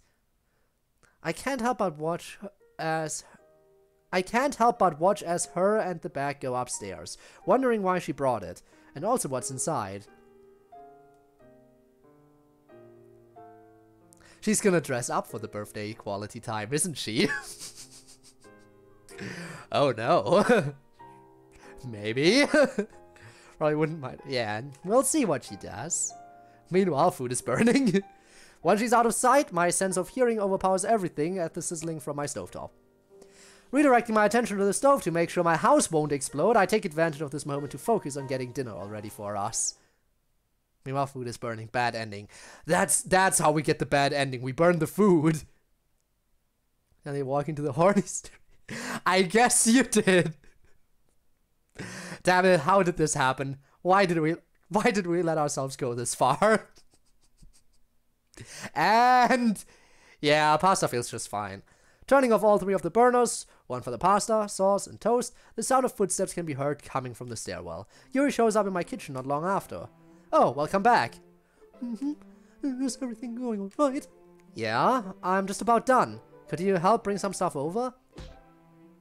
Rob, please, don't do that. I don't deserve that. Oh, sure thing. In a short amount of time, the two of us managed to get the pasta strained and in its own plastic bowl, toast on a plate, and sauce into a big glass bowl. With everything brought over to my table, the smell of everything fills my entire house. It's pretty enjoyable. The two of us, with our own plates and forks, take a seat at the table and start preparing our plates. A comfortable silence plays out between us as we both start digging in. Man, I'm glad I bought the kind of sauce my mom always used to get. I'll get with the mommy issues. Uniform is burning. Edible copy pass. And there's another poem on the request queue. I really gotta start working on those. Code likes being thrown at. Really? I have to write about liking it? This could go very weird places. We'll see. Also, Mary KC1219, Mary, is it okay if I just call you Mary? Hi, welcome to the stream and thank you so much for the follow, I appreciate it. We are in the epilogue of our Castle Waltz right now, but the stream is far from over because there is a second ending in this that we're gonna have to experience as well. Man, I'm glad I bought the kind of sauce my mom always used to get. I've loved this ever since I was a kid. It feels like bliss as I take another bite, but the pasta feels how the pasta feels and the vegetables inside the sauce. After a short while of enjoying myself without a care in the world, the sound of Yuri giggling to herself breaks me from my trance. Now I'm curious. Thank you for the head pats, I appreciate it. What? Did you hit your funny bone or something? Oh, is it really that good? Okay, I guess not then. Yeah, why? It's all over your face. As she remains as cute as always, I bring my hand to my left cheek and do a left to right sweeping motion. And sure enough, oh. Oops. You're so cute, Code. Rob, I already have to write a poem about this. Don't do this to me anymore. Any more than necessary. Hand goes to the back of my head. Oh, stop it. You're gonna make me turn red. How could you be even more? I love her sense of humor whenever it decides to shine through. Giving you inspiration. Oh, are you now? After a little laughter fit between us, I clean myself up so that I am not so red anymore. In all seriousness, this is really good. Thank you for this, Code. It's no problem. You should see your baby pictures. You should see the baby picture of me my mom put somewhere in here though. Every time my mom made this, I always had to take my shirt off because I would get it literally everywhere. You'll have to show me those sometime. Show her those sometime? You mean I haven't yet? Good lord, I guess I haven't. Wait. Show her. The poem for her. After we're done eating, right now might not be the best time for that. It didn't take long for the two of us to finish up everything that was on our plates. Granted, there's still more left over, but oh well. Yuri gets up from her seat with her plate and utensils. Come on, let's get everything all cleaned up, then we can have the whole day to ourselves. Without a word, I nod at her, grab my stuff, and both of us walk over to the sink. As Yuri turns on the sink and starts washing our plates, I take the liberty of putting the rest of the spaghetti in the fridge. I mean, maybe we did forget about it. But now we remember. Once I close the door and look over to Yuri, remembering what I wanted to give her strikes me and brings out a bit of nervousness. I guess now's the time. Carefully bringing the poem from my pockets and unfolding it, I slowly approach her and rest my head on her shoulder. After a second or two, she notices what's going on and rests her head on mine. CodeErr, is something wrong? Anything but. No, nothing's wrong. Moving my head away from hers, I present to her the poem, but face it in such a way where the words are facing me. I wrote this for you a while ago, and I thought it would be best to show you this on your birthday. She looks surprised to see a poem presented to her outside of the club room. As she drops what she's holding, she turns the sink off, grabs a towel to dry her hands, and carefully takes the poem away from me. I believe the morning sun's always gonna shine again, and I believe a pot of gold waits at every rainbow's end. I believe in roses kissed with dew. Why should I believe the same in you? I believe in make-believe, fairy tales and lucky charms, and I believe in promises, spoken as you cross your heart. I believe in skies forever blue. Why shouldn't I believe the same for you?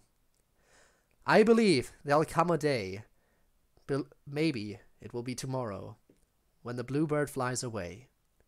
All we have to do is follow. I believe a dream can still come true. Why shouldn't I believe the same in you? They may say I'm a fool, feeling the way that I do. You can call me Pollyanna, say I'm crazy as a loon. I believe in silver linings, and that's why I believe in you. I believe in friends and laughter, and the wonders love can do. I believe in songs and magic, and that's why I believe in you. You may say I'm a fool, feeling this way about you. There's not much I can do. I'm gonna be this way, my life through. 'Cause I still believe in miracles. I swear I've seen a few. And the time will surely come, when you can see my point of view. I believe in second chances, and that's why I believe in you.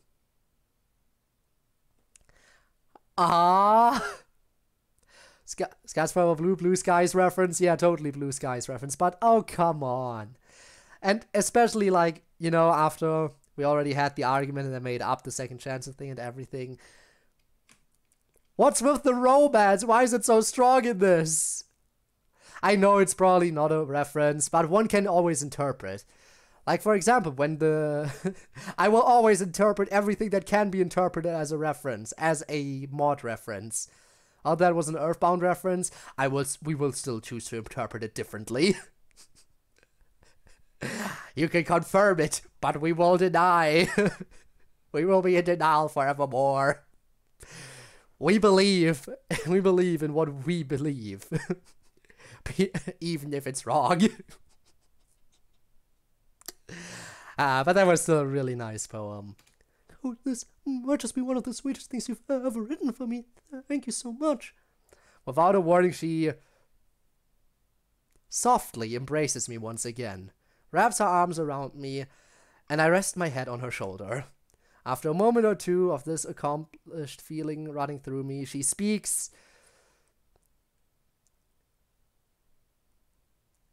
She speaks sweetly into my ear. There's something we've read in a book of mine once that I've always wanted to do. What's that, love? Once we break away from each other, her expression seems a bit more relaxed, almost matching mine. I will not get over that word. Even if you have forced me to write a poem about said word. I will hate every moment of writing that poem, but I will do it. Once we break away from each other, her expression seems a bit more relaxed, almost matching mine. Does your record player in the living room still work? It does. Where's she going with this? Fantastic. Please pick out a good one for us. I'll be right back. A good one. Sure, okay. With that, she turns around, makes her way back up the stairs again. Pick out a good one for us. She's totally gonna get... I just had a thought. You know that... Just call back. You know that one time in the pawn shop and there was that one dress we said would look good on her? Did she buy that dress? And she's gonna get dressed up now? I feel like that might be what's happening here. Something we've read in a book of hers. We've only read through 2 of hers, though. Yeah, let's just do as she says. Entering my living room, I make my way over to the record player that resides next to my big CRT TV. It's been quite a while since I last played anything on it. Instinctively holding my breath, I blow all the dust off it and back away for a little bit to let the small storm go away. Stuff in front of her. She wants to surprise us, obviously. That's why. Once I deem it safe, I avert my attention to the stack of records I have and flip through them. One at the very end of the stack catches my attention. Storm? Yes. Everything is a reference. Select songs from Sega. Pulling it out and staring at the cover for a little bit, I turn it around and start reading the list of songs on the back cover. You know what? I think it's time, friend. The sound of footsteps can be heard from my stairwell. Code? You're more surprised to see a name. Hey. I think we will be pleasantly surprised by this. Oh. Looking over towards my stairwell shows... It is the dress. I hope I didn't leave you waiting for too long. Alright. There we go. Correctly guessing things. I mean, that just means that you set it up properly. Like, none of this is coming out of left field. All of this was properly set up and foreshadowed. You can definitely tell, as long as you're paying attention. As long as you're paying attention, you can see these things coming. Her arms look a little small in this, that's all I'm gonna say. But other than that, this looks really nice. Step aside. I shall not. Because there is nothing to see. See? Nothing. My mouth is pretty much agape at this point. Oh my god, she's so beautiful. I've seen that dress before. From the pawn shop, maybe.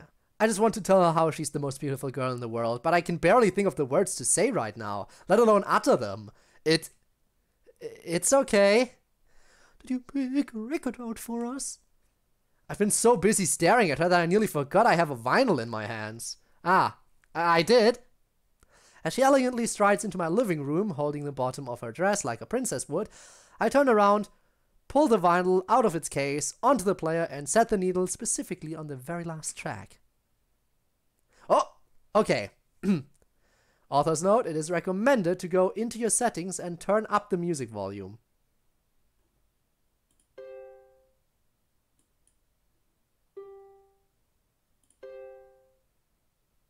Alright. Make sure not to touch anything after clicking. I put a lot of love into it. I know. And I never touch anything when these segments are coming up. Okay. Are we ready to go? We're going in. Here we go. I hear the static, because record. As the turntable noise echoes through my living room, Yuri happily approaches me and places both her hands around my shoulders. I wrap both my arms around her waist in return. Not only does this feel intimate between us, but her dress feels really nice as well. Meeting her gaze, my smile matches hers as we take the first steps together.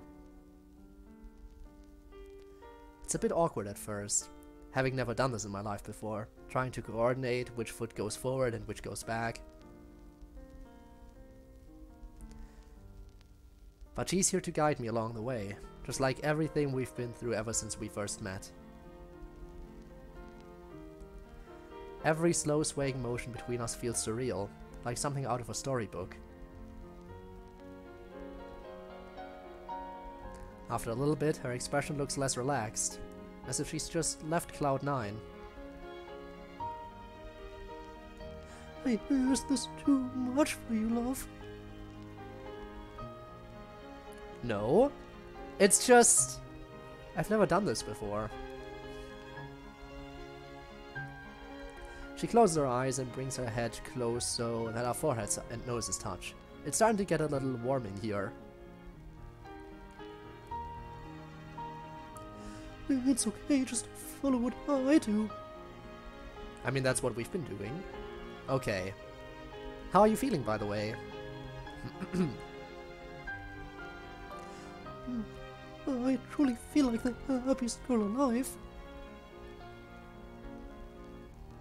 Just hearing that makes me feel much more happy and comfortable around her. As if I'm doing something right.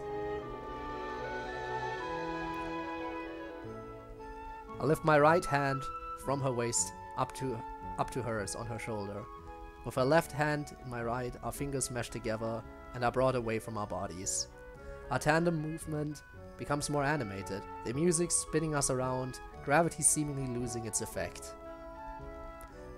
Even during this moment of bliss, my mind still manages to find ways to be mean to me. Oh? Hey Yuri? We're almost done with high school. And there's so many things I'm unsure about. Like what? Like the characters in the books we read. We eventually have to let them go once their story is done. Promise me that ours will never end. Oh, of course it won't. We have a whole future to face together and I'll make sure of it. Yuri, don't get too obsessive again, please. Both us and time come to a stop as we stare at each other's eyes again. Didn't know my feelings for her could get even more intense. Leaning in even closer, I close my eyes and press my lips against hers. My feelings light ablaze as she passionately returns the favor. This isn't a let's have this lead somewhere else kiss, though. This is more of a I'm so very thankful for you and what we are kind of kiss. After we break away from each other, yet remain close, the knocking on my door interrupts the two of us. God damn it! Who is it now? Oh, I'll get it. Stepping away from her and opening my front door, my eyes can't believe who's in front of me. Mom! Dad!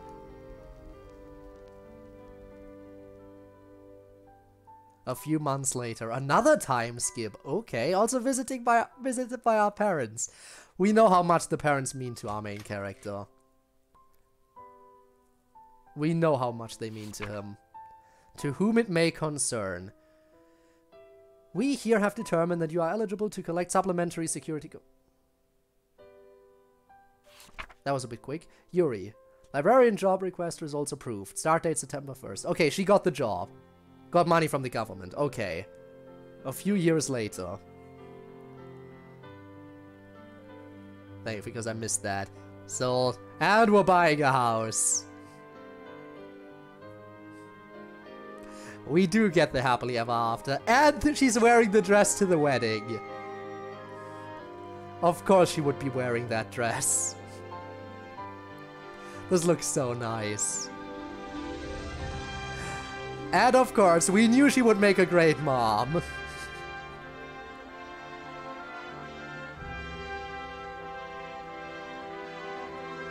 It was only a matter of time. And they called her Ellie. Of course they would call her Ellie. Baby Ellie, yup. Because the book they bonded over initially. And she has an elephant shirt. Also new casual clothing for everyone as well.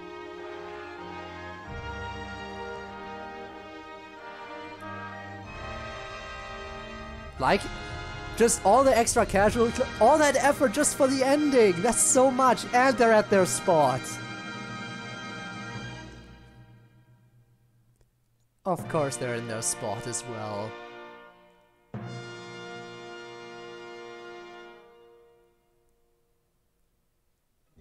And that's the end. Are you gonna get to see the back cover? No? Yes? Maybe? No? The front cover again. Right. Turn it over, close it. One of the best DLC ones by far. I love this, and of course the honestly, this was amazing. Almost 1,000. I mean, you can definitely tell that a lot went into this, but okay. I would say that was money well spent. And we ain't done yet, true, there's still the other ending.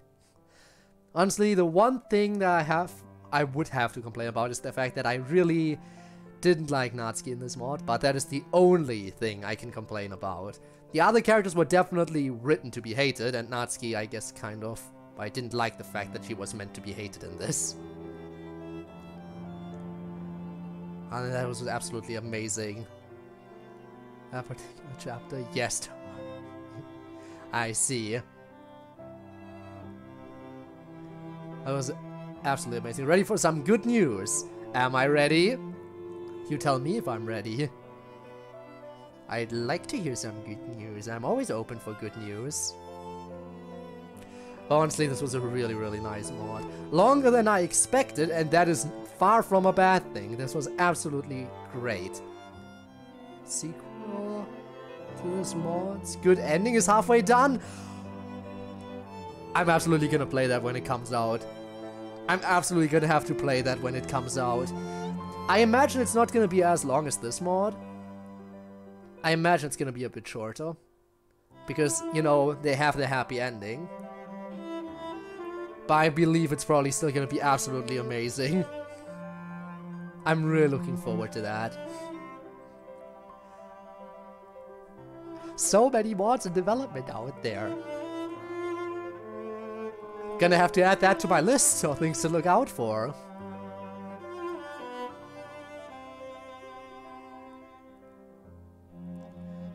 Definitely. But currently the one mod I'm anticipating the most is, I think, the Club Meeting Season 3 collection. I could play the episodes individually, but I'm still waiting for the collection, because that's normally a quality upgrade as well. So yeah. That's gonna be nice to play when it comes out, but for now, after we're done with the other ending, because there is still the other ending, don't forget, but after we're done with the other ending, we will be taking a break from the DLC for a little bit. Probably until Club Meeting Season 3 collection is out. Don't worry, we will come back to it, and I don't think the Season 3 collection should take much longer, I think, probably, but they should take all the time they need to make it as good as possible. Let's get the Discord down. And so our unlikely hero and our faithful princess lived happily ever after. I'm curious about the sequel now, though. From the one person who has playtested what I've made so far, I think that Ellie is the best character in the sequel, and it's going to be a slice of life more rather than a year. Ooh! Thank you very much for playing my mod. Thank you for making this mod. I can even thank you back because you're here. This has been a journey. I am so glad I picked this up. I am so very glad I picked this up. But yeah, I do enjoy me a bit of slice of life. Also, funny how in the... I'm not sure if it was in the final chapter or in the epilogue. I think it was even in the epilogue, where the main character said that slice of life is a pretty fun genre, and then you make a slice of life sequel mod. Now, I don't think you had a sequel planned at the time, unless you did have a sequel planned and there was slight foreshadowing. Nah, but still. This was nice. Absolute pleasure to play this. Do I just click now? No? Is it just stuck on the screen now? I think we're just stuck on the screen. I think this is the ending screen. I think I have to press escape to go out. Probably. No, wait, escape doesn't do anything either. Wait, what do I do now? Do I have to reopen the game? It's actually stuck. Oh my god, I actually have to reopen the game to play the other ending, huh?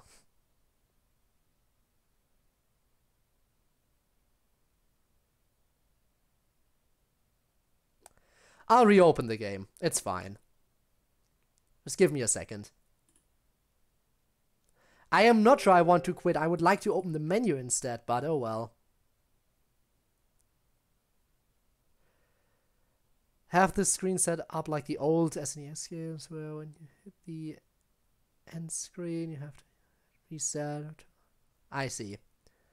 Well, I will quickly reopen it. This should only take a second. Launch again. And now it's time, after we have that lovely, wonderful happy ending, it's time to ruin it. It's time to ruin it. Load game. All about those Nintendo references, which is totally fair. I'm a Nintendo kid myself. Rick, you're just gonna jump right into it. I am gonna jump into it, yes. Prepare your feels. Yeah. Alright. This is the moment. This is the moment that decides our fate. Ignoring Monica makes our lives come to an abrupt end, probably. Because we know what Wallace's dad is doing at this moment. We know what Wallace's dad is gonna do. And talking to Monica helped prevent his actions. No!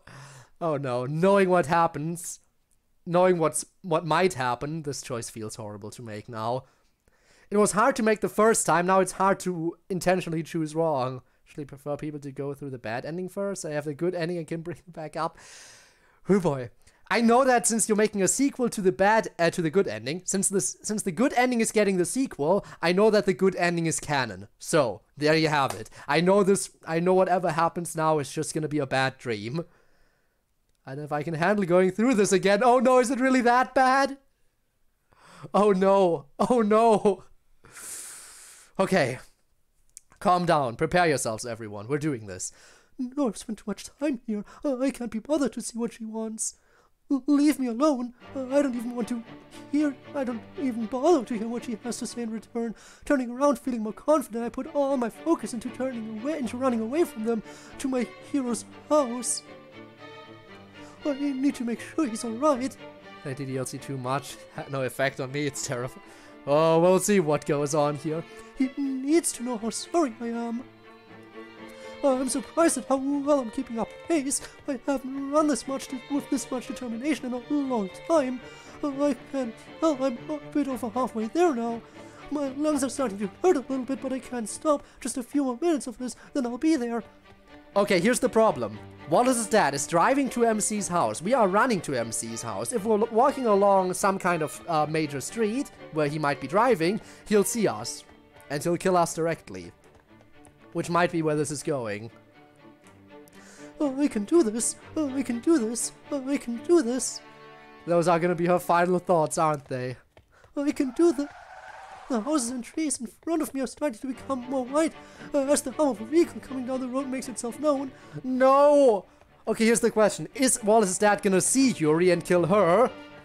Or is he gonna go straight for MC's house? That is the question. One of the two is going to perish here. One of the two is going to die. Slowing my pace down a little bit and turning my head around shows the blinding headlights of a car zooming by. Getting a better glimpse of it shows it's a black third-gen Ford Mustang just like my dad used to own. That's not important. He missed us. He didn't see us. He didn't see us. He's too focused on getting to MC's house. MC is the one who's going to die. Oh no. Keep going, turning my head around, I pick up my pace and try to focus on my breathing. It shouldn't be too much. Never mind, he did see us. He did see us. That almost, the reality of what just happened and the ring in my ears has struck me in place. My heartbeat has accelerated after what just happened, even after standing in place for a bit. It feels like it's going to pop out of my chest. I think my life is done being flashed before my eyes now. Watching the car zoom away towards Co's house snaps me back into reality. Get going. Okay. He did try to attack us, but he missed. I shouted, "You missed, you dumbass!" Oh no. Oh no. I've tried picking up speed a little bit after what just happened. The car that nearly killed me has been out of sight for a while now, which concerns me, but I can't afford to lose any more time than I already have.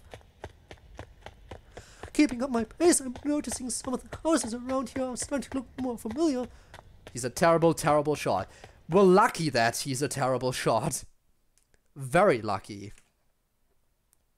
These are the ones I see whenever I go to Code's house. Excitement and adrenaline jolts through me at the thought. That means I'm nearly there. I can nearly see his house from here. I can't wait to see him again, to show him my poem, to talk things over with him. This is all that I really want right now.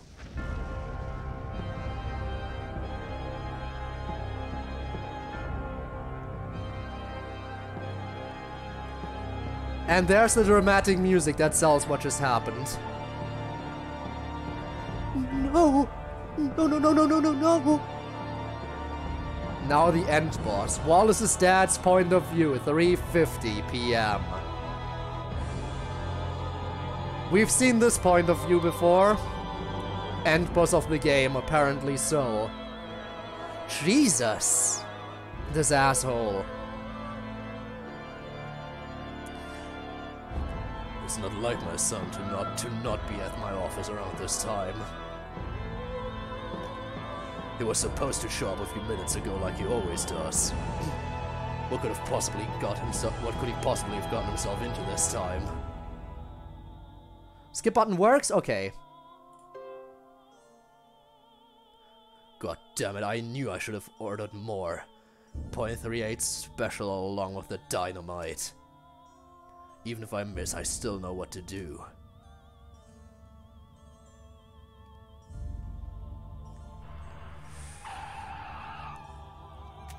Nuclear bomb and boss, apparently. Oh! Okay, wait to click. We're doing this again. Okay, Wallace's dad is on a positive side, knowing Yuri and her obsessive nature. I feel like Wallace's dad is going to die here. I feel like he is going to perish. Yuri's going to make sure of that. Which might not be a good thing, because that might not spell a good future for Yuri, but Wallace has bruises, time to murder innocent people now. Wallace is dead, apparently. Yup. Oh boy, here we go. Get ready. Perish.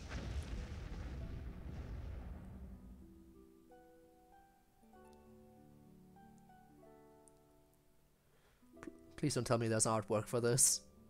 I'm not sure I'm ready to see it if there's artwork for this. Yuri's point of view.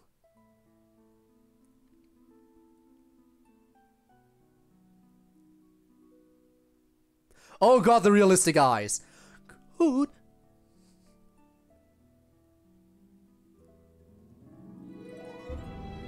Jesus! There is artwork. Really? Oh, I can't believe this right in front of me.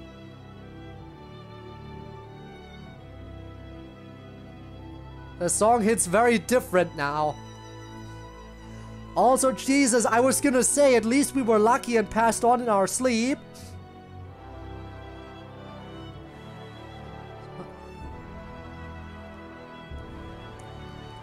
I was gonna say, at least we were lucky, because we know MC was asleep during that, and he was asleep in the shower, so he didn't at least get to experience his death. But no, we woke up.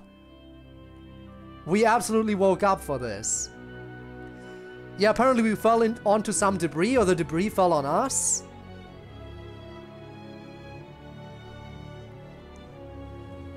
The music doesn't feel as cheerful now. Also, I am scared.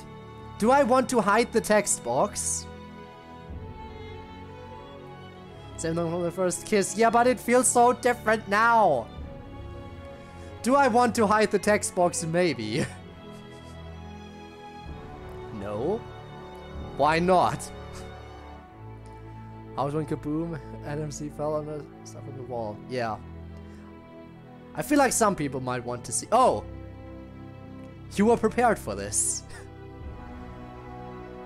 I am glad to know you were prepared for this. That is good to know. Okay. Take this with as much humor as we can, because otherwise our feelings are gonna go bye-bye. And I don't want that. What? Can't believe the sight in front of me. Blood is pouring out of him at an alarming rate. Much more than I've seen my whole life. Of course he was naked. Remember, we saw in the other ending that while this all was happening, we were asleep in the shower. We were asleep in the shower during all of this, so of course this is gonna be a thing.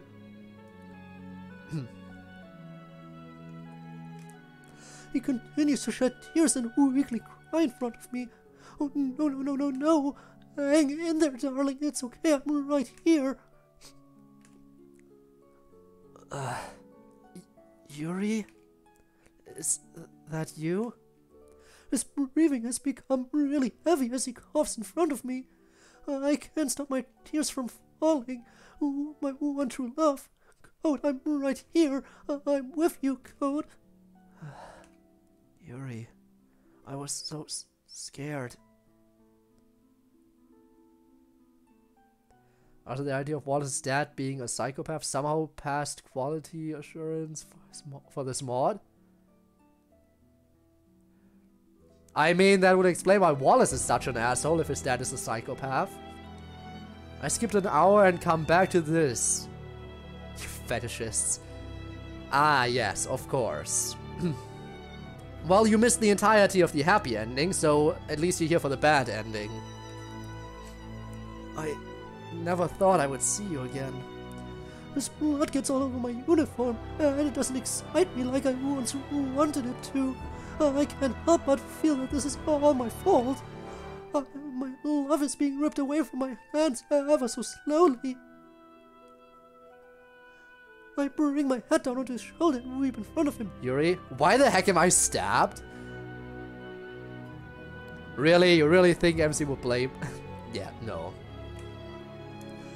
Code, I'm sorry.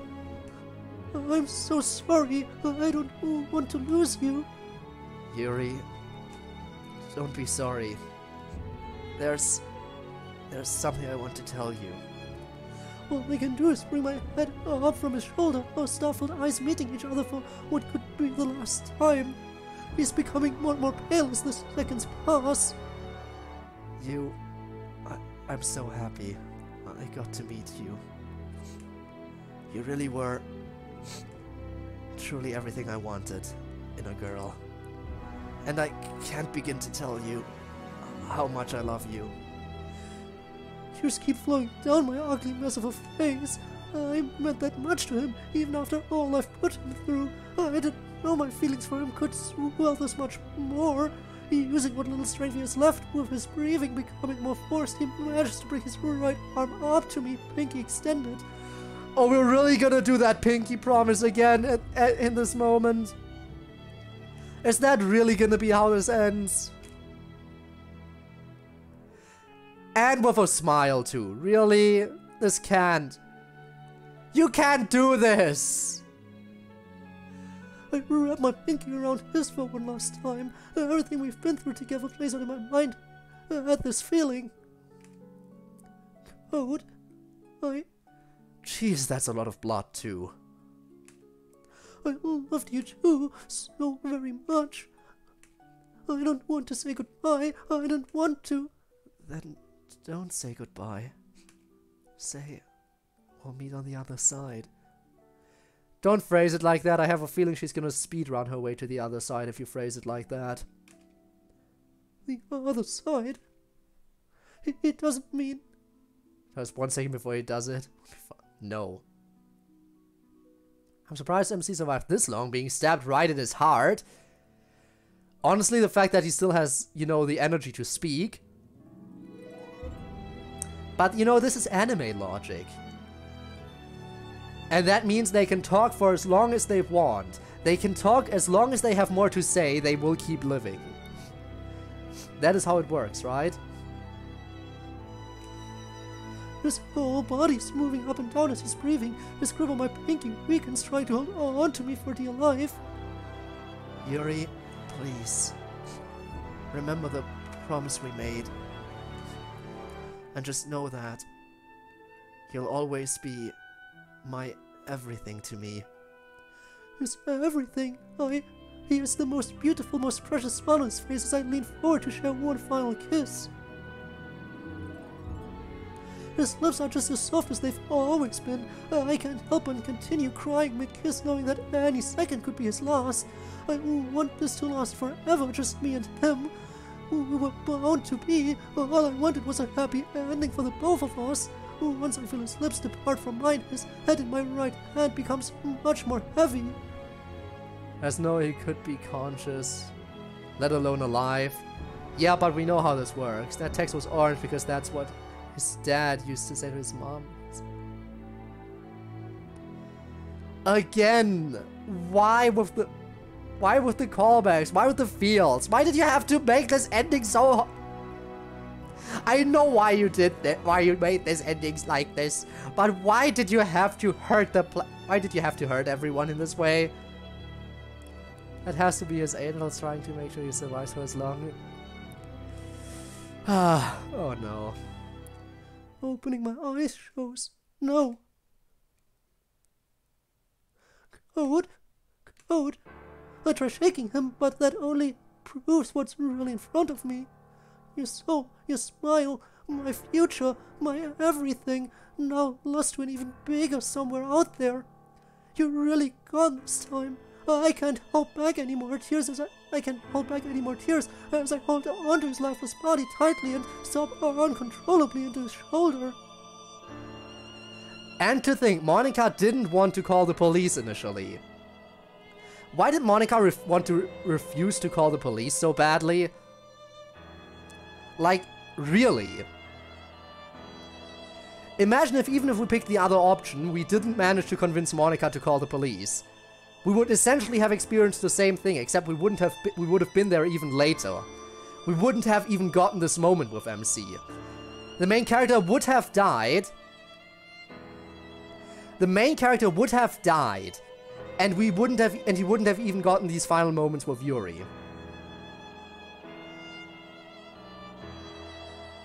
Shot in a pan. Yeah, but you know what? No, everything makes sense. That reminds me of the time I nearly got isekai'd. Getting hit by a van? And instead of calling any kind of authorities, I was just like, yeah, I'm alive, so I'm just gonna go home. Like, any reasonable person would call the authorities, but when you're in a moment of just like shock and or panic, then... Yeah, I can blame Monica all I want, but the fact is that I would probably act very similarly. I just realized this. Oh my god, this is horrible. Someone's my point stands. Oh god. You know what? Fair play. Fair play.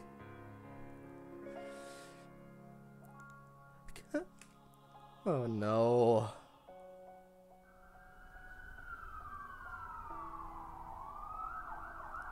Secure the area. Move in. The noise around me is too much. Why does this have to happen now? I'm not troubled by the idea Monica would be too panicked to call for help. It's the bystander effect. People tend to assume someone else will do it. Yeah, but Yuri told her to do it and Monica still refused for a while. That's the thing that was like, to me. But yeah, I am aware that not everyone would call. Again, as I just explained, when you're in a moment of shock and or panic, being reasonable, then yeah, you can say you're gonna do the reasonable thing. But again, doesn't have to, that doesn't mean you'll think logically in that moment. As I already said, I know. You have others for the ending, which I've already discussed with Sarah at length. I see. I see. Somebody get a damn ambulance! Ma'am, please step away from him. No, I hold onto his body even tighter so that no one can rip me away from him. I won't ask again, get away from him. I don't want to. As Williams requesting backup now. What was that sound we heard? We leave things laying around, things that should have been important to us. We leave them somewhere and just forget about them. Thus we deceive others and eventually even ourselves. Was that sound like a taser or something? Or is this taking place in America and they just shot her? It didn't sound like a gun. We heard the gunshot earlier.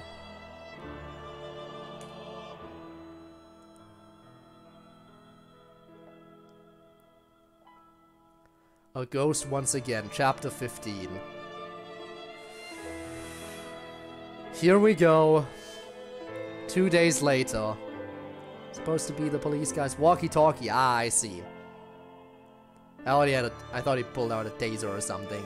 But he'll probably make the sound a little bit different. Morning has always been the most depressing time of the day. So many dreams die and people are mercilessly thrusted back into their demanding, hectic lives. I reach over to shut my alarm clock off and stare at my bedroom wall. I don't even know I'm going to try making it to school today. I don't want to see anyone. I'm not going to learn anything. My grades have probably plummeted. I don't want to walk alone. What's the point of this? I have nothing to look forward to anymore. But maybe this will get my mind off of everything. Now I know how Code felt when he found out about his parents dying, but this time it's real. Let's get today over with.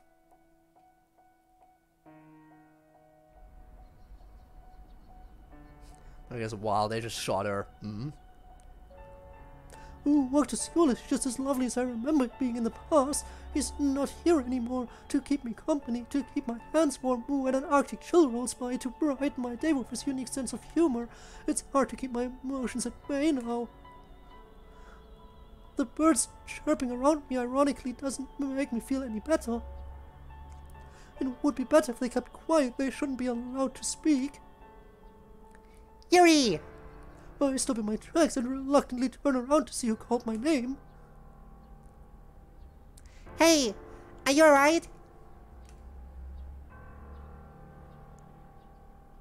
No, I can't do this. I don't want anyone to bother me at all.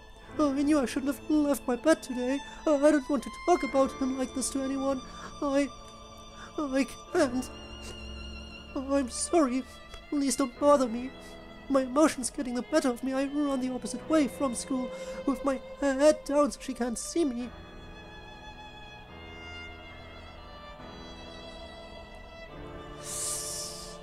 There's a yikes.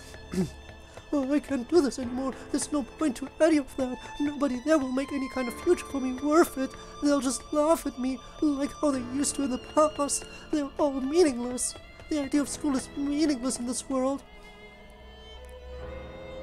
My lungs hurt after all this running. Oh, really? We're running back here? Out of all places to run back to. Really? Nothing has changed ever since 2 days ago. Trying to catch my breath, I carefully reversed the disaster of what used to be his house.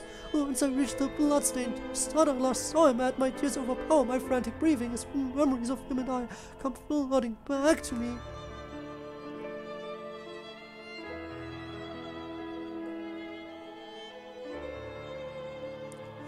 I can't believe you're really gonna do this. I know this ending isn't the canon one. I know the happy ending is the canon one because that's the one that's getting a sequel. The one that's getting a sequel has to be the canon ending. So this isn't canon, so we can move past this. It's totally fine. I can't help but lay my head down and weep over the fact that I'll never be able to see him, to hold him, to love someone like this again. This doesn't last long as I pick up on some rumbling around me. Excuse me, miss? Once I'm able to control my emotions, I bring my head up, wipe away my tears, bring myself up to my knees, and look over to where the voice came from. It's two older people that look around my parents' age, standing just outside of the destruction.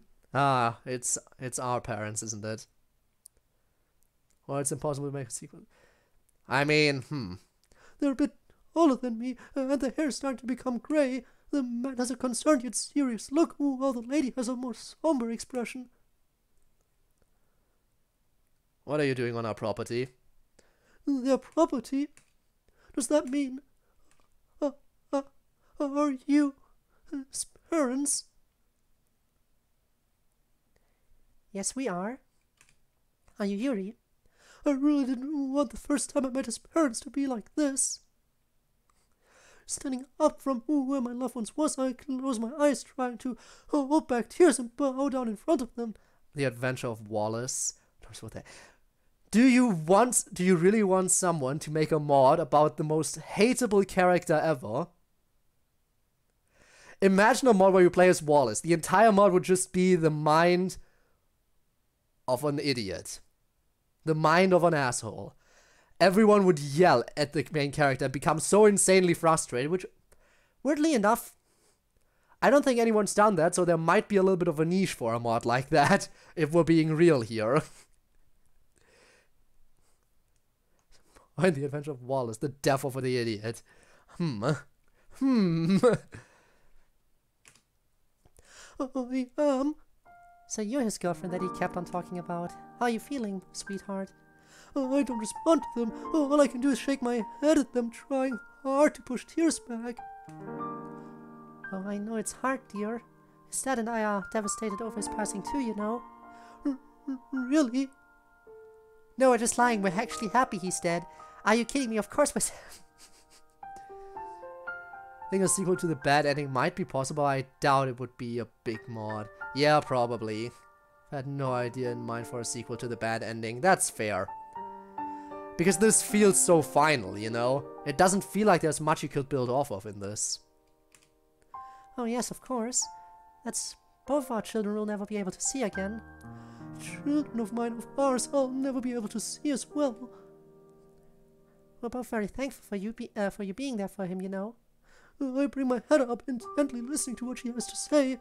His dad unenthusiastically walks away to inspect the damage done to the house.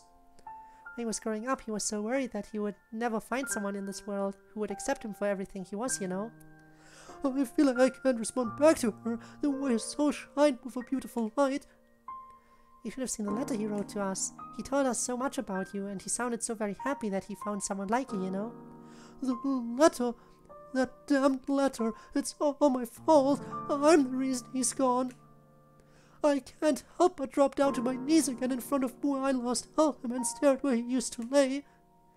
As the sound of footsteps increases, his mom makes herself known and kneels down next to me. Also told me some surprise he didn't. Sequel? Posted a few times about on the... Huh. Intriguing. Now, I personally am not a Reddit kind of person. I go there if there's any links to mods I want to download. But I'm not very active on Reddit. I am not a Redditor. Despite that, I still don't have a life. Ah. So this is where he last was. Sensing the sadness in her voice, I can't help myself anymore. I lean forward, wrap my arms around her, the seemingly only mother figure in my life, and let my tears pour out of my eyes again into her right shoulder. She eventually wraps hers around me. This is how Code felt when he was about to, and he found out about that one letter, when I held him tight against me and told him I loved him so. There, it's okay, darling. My darling, I just want to hold you again, to feel your warmth again. I know just how much he meant to you, but you'll be able to find love again. I'm certain the perfect one for you is somewhere out there, one who will love you just like he did, you know. I can tell she's genuinely trying to help, but the thought of sharing something special that he and I had with someone else rips me open inside. No, I don't want anyone else. I just want him back. I want my baby back. I just now realized how loud I said that. Stuff whimpers escaped me, knowing that I'll never get to see him again. Yuri, dear, we miss him too, you know. We really wanted to help him out with his future. His future? It was supposed to be ours. Words hurt me too much. I can't do this anymore. I'm sorry, I can't. Not wanting to hear any other overused lies she has in store, I turn around and start walking back to my house. Yuri, wait.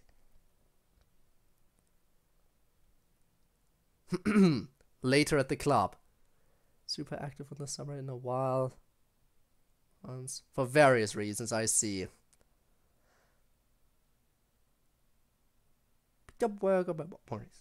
Ah, getting more into it. Still looking forward to when the full thing releases. Again, I feel like the list of mods I need to play in the future is increasing.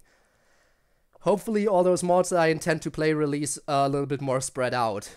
So I don't have to worry about like an overabundance of mods for me to play. He doesn't want anyone else because she already smashed him. True. She will not be able to lose her first time to anyone else. That was special. It just doesn't feel the same being here. These boys I once romped with the one I loved the most, now void of all meaning. The air around here seems stagnant, I suppose. As I approach the clubroom door and grab the handle, I don't turn it just yet. Instead, I take a deep breath and prepare for whatever the three of them have to say. I'm not ready for this at all.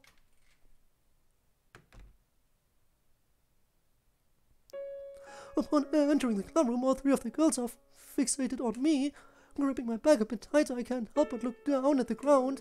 I just want to get this done and over with so I don't have to spend any more time here. The only sound that can be heard are various footsteps getting louder and louder. Yuri. Hey, I'm so sorry to hear about what happened. Please don't say that. It's not your fault. He's gone because of me. It's my fault my future is ruined. That thought alone slowly starts tearing me apart inside. I bring my right sleeve to wipe my eyes and look up to try to meet their gaze. Monica. Both her and Sayori look at me expectantly.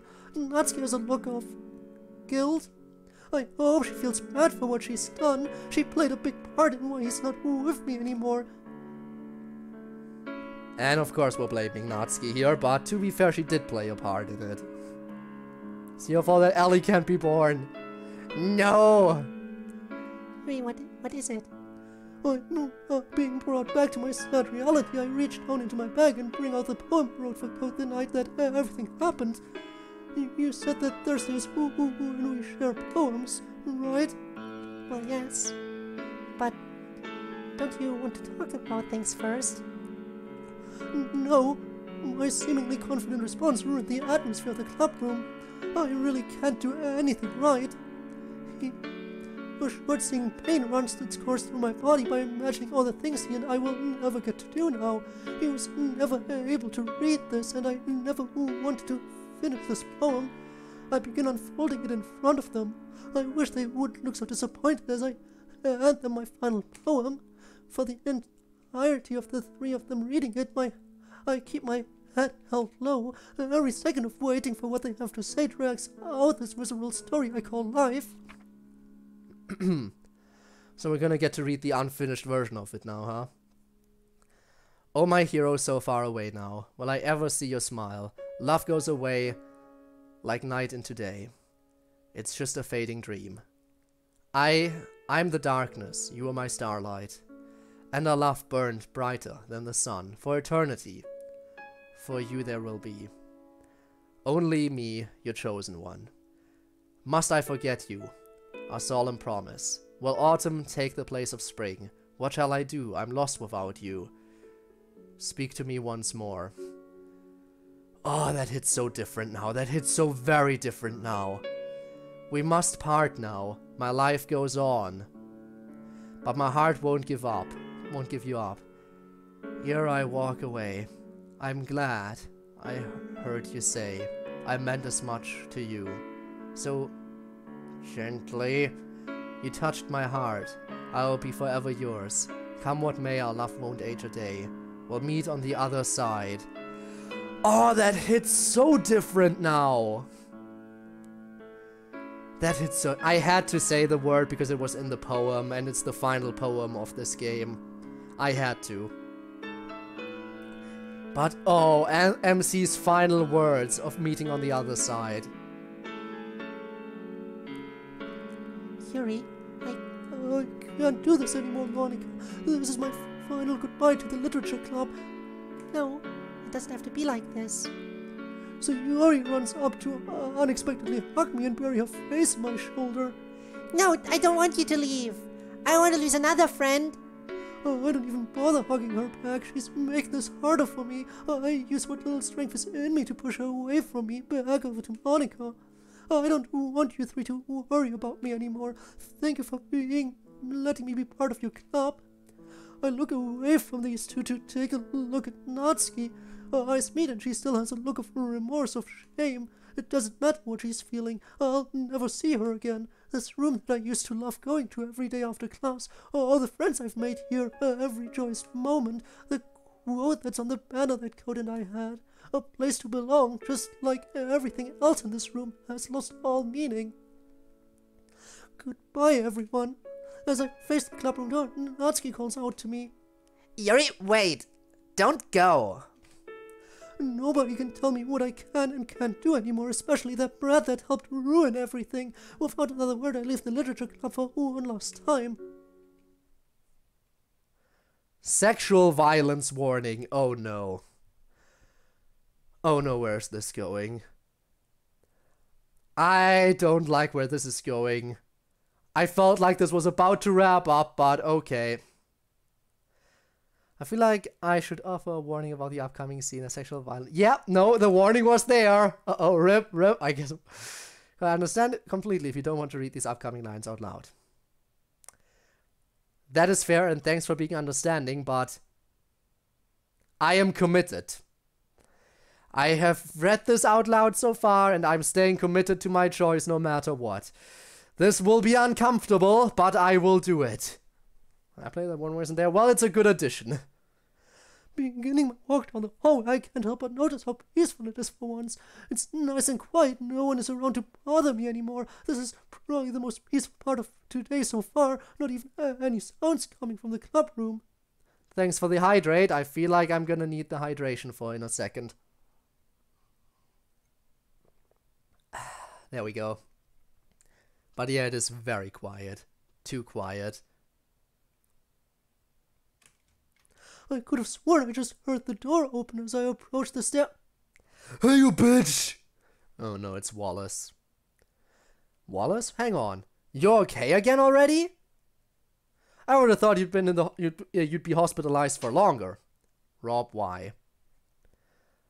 It's at night thanks to time zones, which makes it worse for my sleep. Oh, I am sorry to hear that, but it's also nighttime for me, you know. Oh, fuck me. Well, judging by the warning we just saw, he very well might do just that. Otherwise he do for Wallace. I had to make it as idiotic as possible. But yeah, judging by the warning we just had, I feel like this very line might just be what's happening. He's playing the most. Okay, let's go. See what's better or worse. We'll see. Stopping to turn around, a sharp, almost crippling pain runs through my back as I hit the concrete floor. There's a throbbing in the back of my skull, almost like I have a migraine. After a bit of immobilization, I open my eyes and see Wallace towering above me, showing explicit anger. Ooh. You know, it's good that Wallace transferred schools in the other ending. However, I am curious. Do you think there's gonna be a like a reuniting with Wallace kind of moment where we see what became of him in the sequel? Do you think he's gonna have a change of heart and realize how bad he's been? Like, do you think in the sequel they'll run into each other and Wallace is gonna be all apologetic about how he's been in the past? That would be the happiest happy ending, but let's face it, he's an idiot. He's not gonna do that. He deserves to die.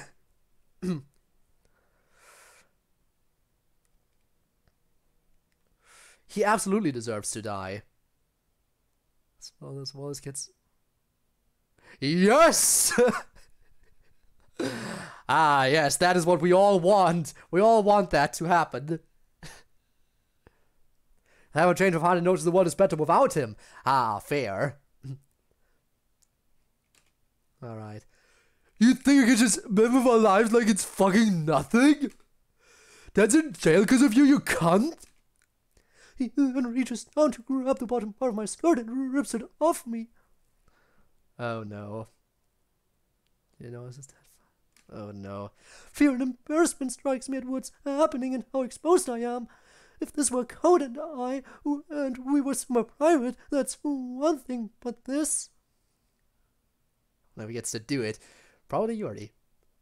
Let's face it, Yuri would be the type to do it. After she already hospitalized Wallace before. He then takes his foot and stomps on me down there. He then takes his foot and begins rubbing it up and down on me.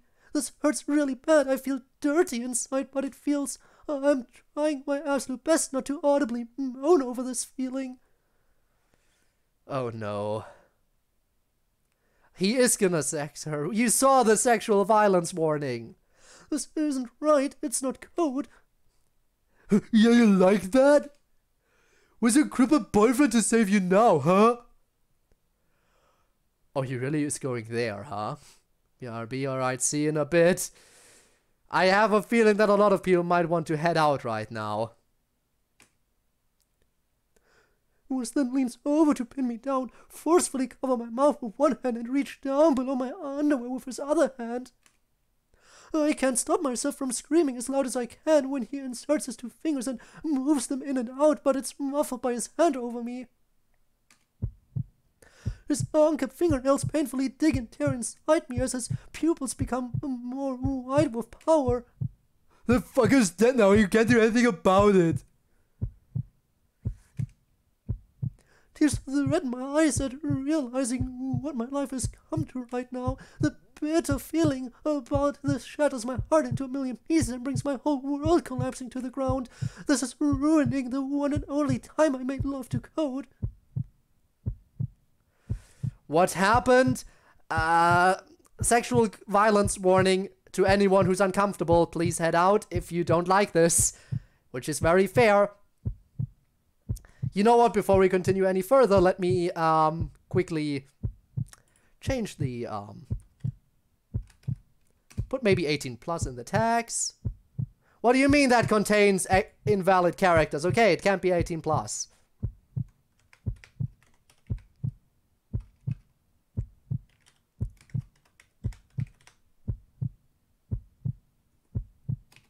There. Put a warning in there.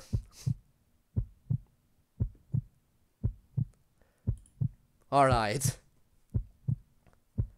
Well, we're on the bad ending right now. Our main character died, and Wallace is sexually assaulting Yuri now, who is racked with grief. So that is what's happening.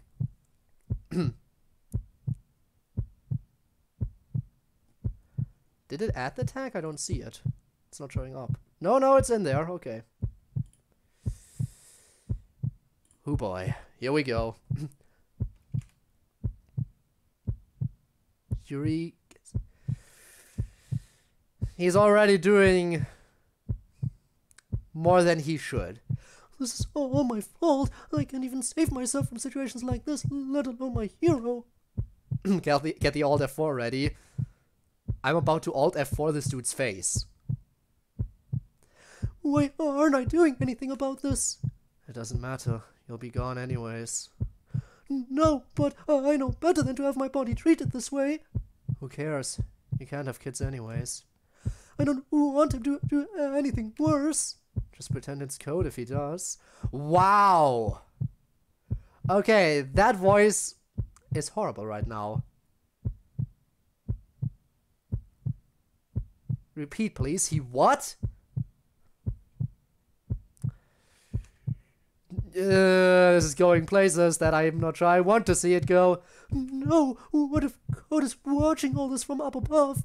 I can't help but start weeping at the thought of my love seeing all this and not being able to do anything. What if he's crying just from watching all of this? Wallace then removes his hand from inside me, starts ripping off my ruined ribbon and unbuttoning my white shirt. No, that's it. I don't want to cry anymore. I just want this to be over. As I forcefully grip my hands around his arms and push with all my might to try and put a stop to this, a blur of pink can barely be seen to his left. Why is she? Before I can imagine why the bride is here, my arms give out as I realize that Wallace isn't as close to me as he once was. Hey, yo, Natsuki coming in with the save?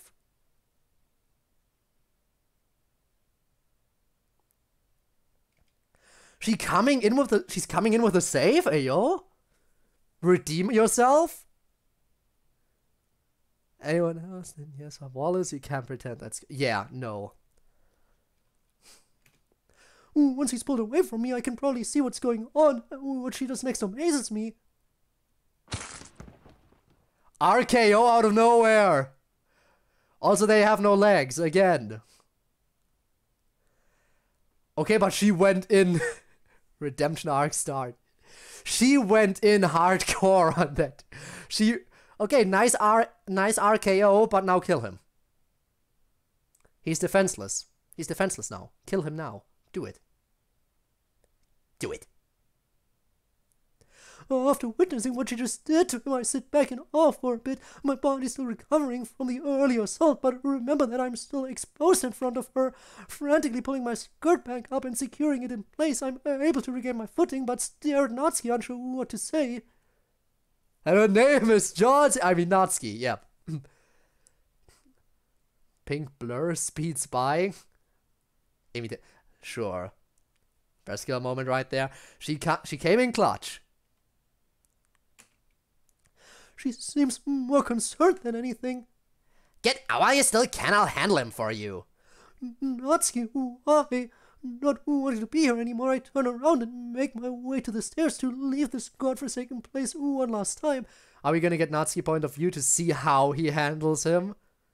I want to see how he's dealt with. Or is it better if it's left up to our imagination?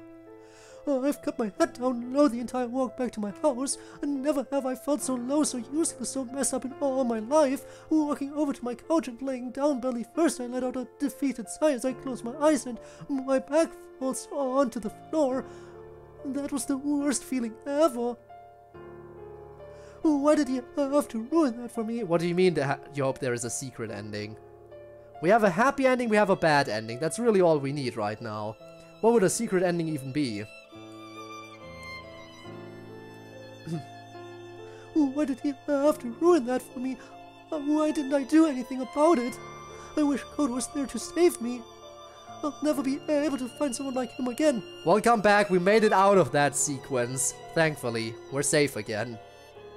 I don't want to live in a world anymore where my other half is gone. Okay, I have a very bad feeling about what's about to happen. Here's my theory. Yuri's about not only cut herself, but to kill herself in doing so, and she's gonna use that one golden knife that she promised to keep clean. Don't confirm or deny this, please, but I have a feeling that might be where this is going. So Alphabet decide I didn't want to watch that scene again. That is fair. I totally understand that. Third, neutral-ish, more leaning towards bad ending in mind, but I never went through with it. Totally understandable. Stick with the two extremes. I truly can't do this without him. Reluctantly opening my eyes, the first thing my sight picks up on is the gold knife laying on my living room floor.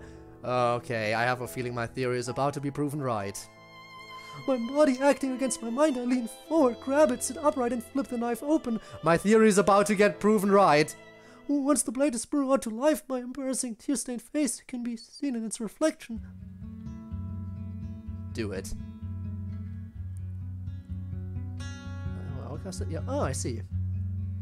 Well, definitely a tiny bit of regret. I don't know. He's not here anymore. Nothing else matters.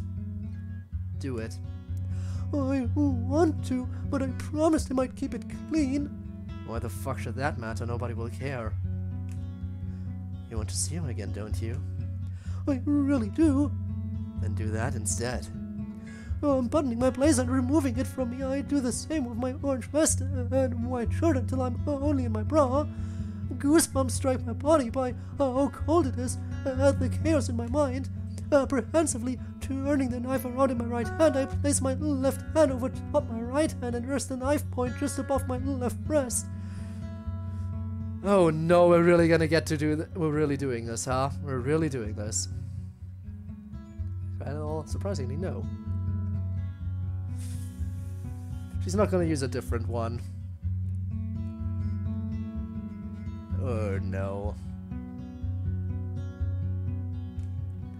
There's an uneasy feeling brewing inside me to the point as the point pokes into my skin.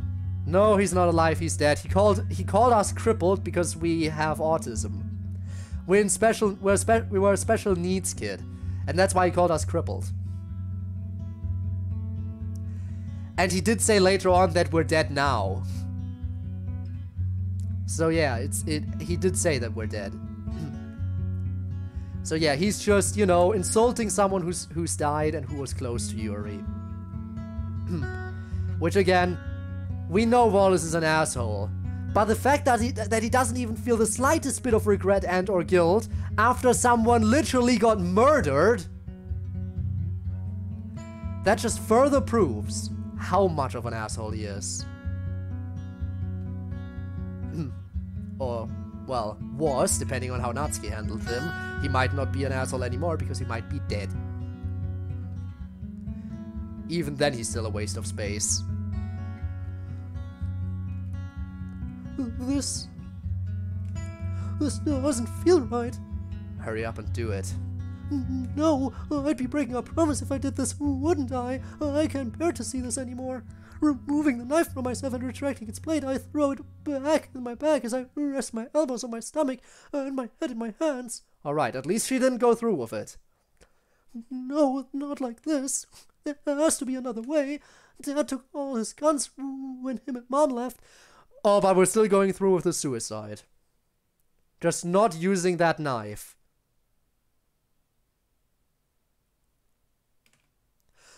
Maybe if later that night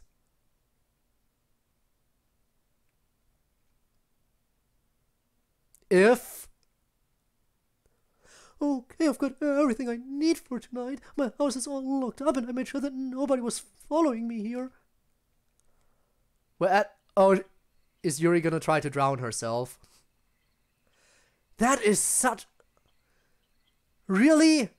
Of all the ways to go, you choose drowning? Couldn't have picked a more peaceful way to die? At least I think that's what she's going for.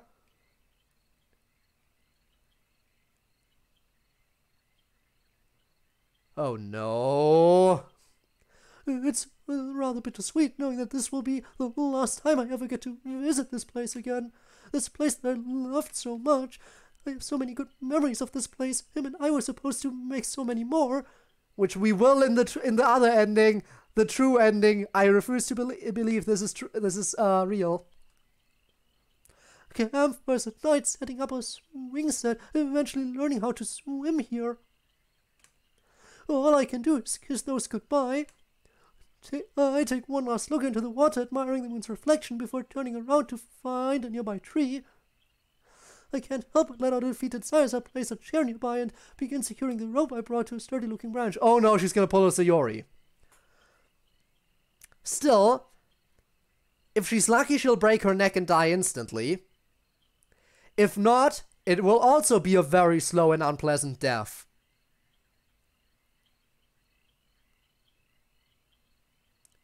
Also, this is the kind of place where Logan Paul might come in. No, wait, no, can't say that.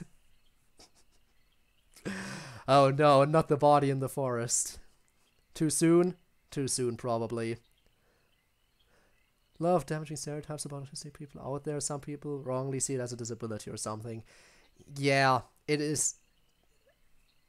It is just, yeah, their mind works differently, but they're still people. They're still just the same as anyone else.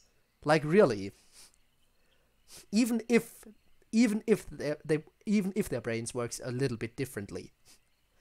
Should you don't fucking drown yourself? Well, she's not drowning herself. We learned that. At least that's happening. Never mind, I thought Code Summer was brought back to life. It wasn't. Nope. Nope. I'm done with just about everything, especially after what's happened today. I'm tired of all the running, the crying, the people in this world, the false words of encouragement, of everything. This world's so mean, so cruel, so full of horrible people, and none of us mean anything in the grand scheme of things. Hundreds of thousands of years from now, that fact will never change. I truly can't do this without him, I just can't. Once the rope is secured in place, I take the loop in my hands and stare at it for a bit, then over to our log secured in the fallen down tree. It's okay, love, I'm coming to see you again. I'll be there soon. I'll be there so you don't have to cry anymore. I'll be able to hold you and kiss you in heavenly matrimony just like... Yuri? So I've always wanted... Is it Natsuki again? I feel like Natsuki is about to save us again, or attempt to. After she already saved us from Wallace. You've got to be kidding me. How does she even know about this place? What? What are you doing here? And why is she so concerned too? Yuri, please. You don't need to do this. Why don't you just get out of here and leave me alone? Why don't you just get down for a moment? To think myself, it's taken some time for me to come to terms with that. What it means, I just see it as a different way of interpreting the world. Exactly, see? As I said, it's just, you know, the brain works a little bit differently, but that doesn't make the... Like, honestly, if you didn't tell me, I probably wouldn't have known. And if people can call those kinds of people, like, you can't call it a disability, like, you really can't. Like, seriously. But there are always people like that out there. Always. And that's horrible. Hate it. Hate people like that. Zombie MC, then the sequel is a zombie apocalypse story. That would be something. And Yuri would be happy. Why don't you just get down for a moment? I need to talk to you. Oh, sure. Is it because he's gone now? Is that why? No! Yuri, please. This is important. Just spit it out.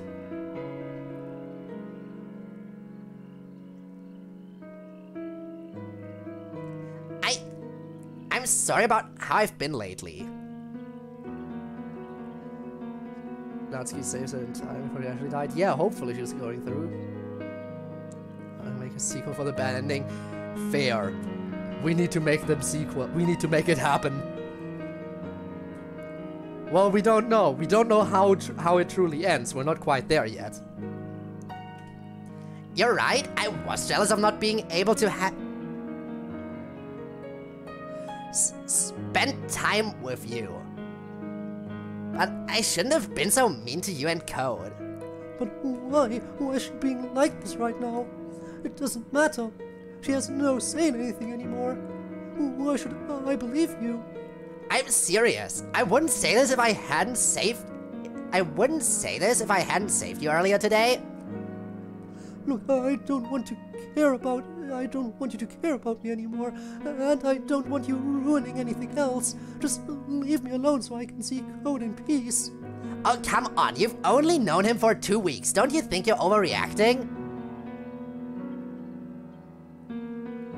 They're not here to help me anymore. Who will be there to watch over me?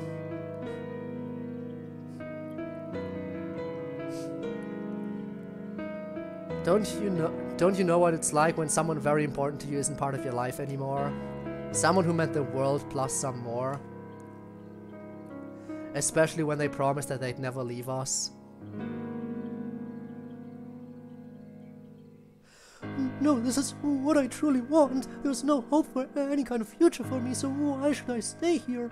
Nobody likes me, my parents don't talk to me anymore, so I'd be doing you all a favor by doing this. There's nothing left for me anymore. You saw what happened earlier today. You know how awful people can be. What's the point? Come on, Yuri. You don't have to do this. We're your friends. We can help you get through this. I don't want you guys' help anymore. I had been living a life that was worthwhile. My reason to live had been right next to me. He kept me alive just by being himself. The way he shined kept me alive, seeing him so cheerful and loving. We were supposed to grow old together, to take on the future together. We were supposed to do things that a happy family does together. He was my tomorrow, and now I've lost him. I've been filled with happiness I never knew I had. But those times are over now.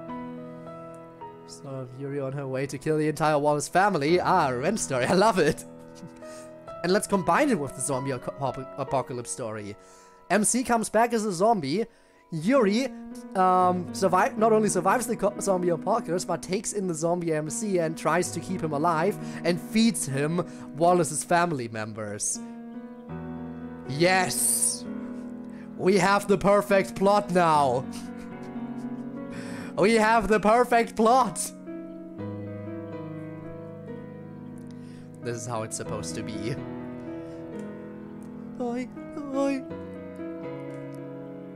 Now, please?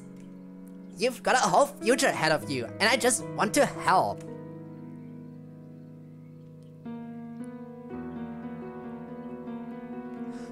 Don't. Can you talk about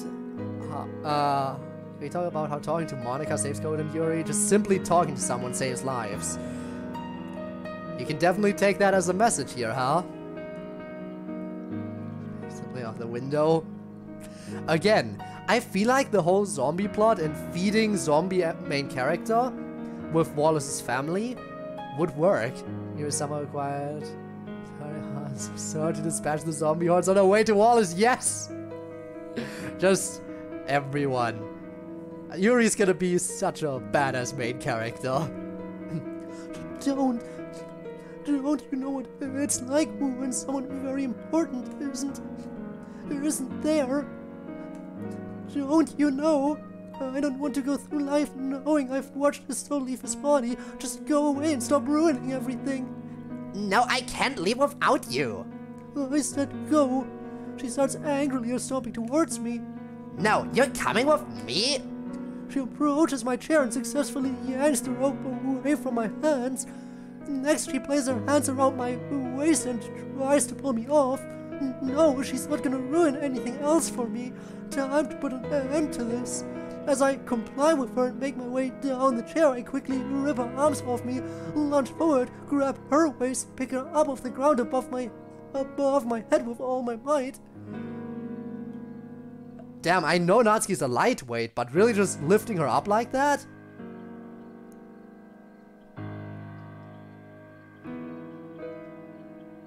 So you can, you'll save millions of lives by doing so. Apparently so. If only John didn't kill us.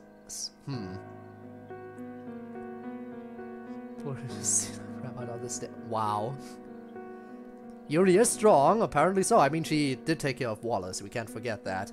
And then Natsuki took care of Wallace, so, She's not making this any easier by flailing her legs around. No, Yuri, please! Ignoring her please, I walk over to the fallen tree and, using all the strength I have, throw her as hard as I can into the water. I hope she can swim. Wait, the text box changed to pink. We're Natsuki point of view now. Please tell me she can swim.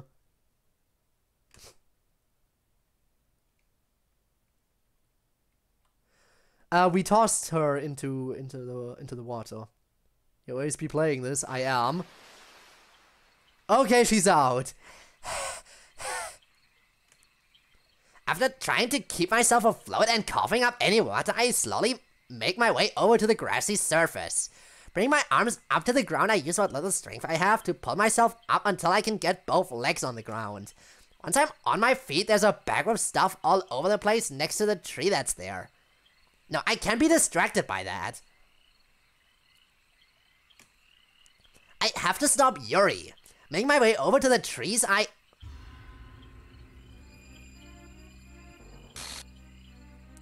Oh god, it really is Sayori all over again, isn't it? Now this can't be happening. She's... Do something! Frantically looking around for anything to possibly save her, my eyes land on the chair next to her. Quickly taking her and placing it underneath her, it's not tall enough to lift her up at all. Well, I feel like at this point it's too late. Looking at her, it looks like she's already gone. Also, by the way, I'm gonna get rid of the sexual content warning because I think that is no longer necessary.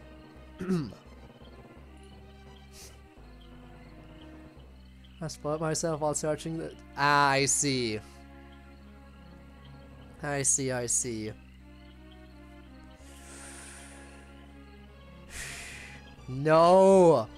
Why that word? I know because it's a Sayori moment, but still. Next plan.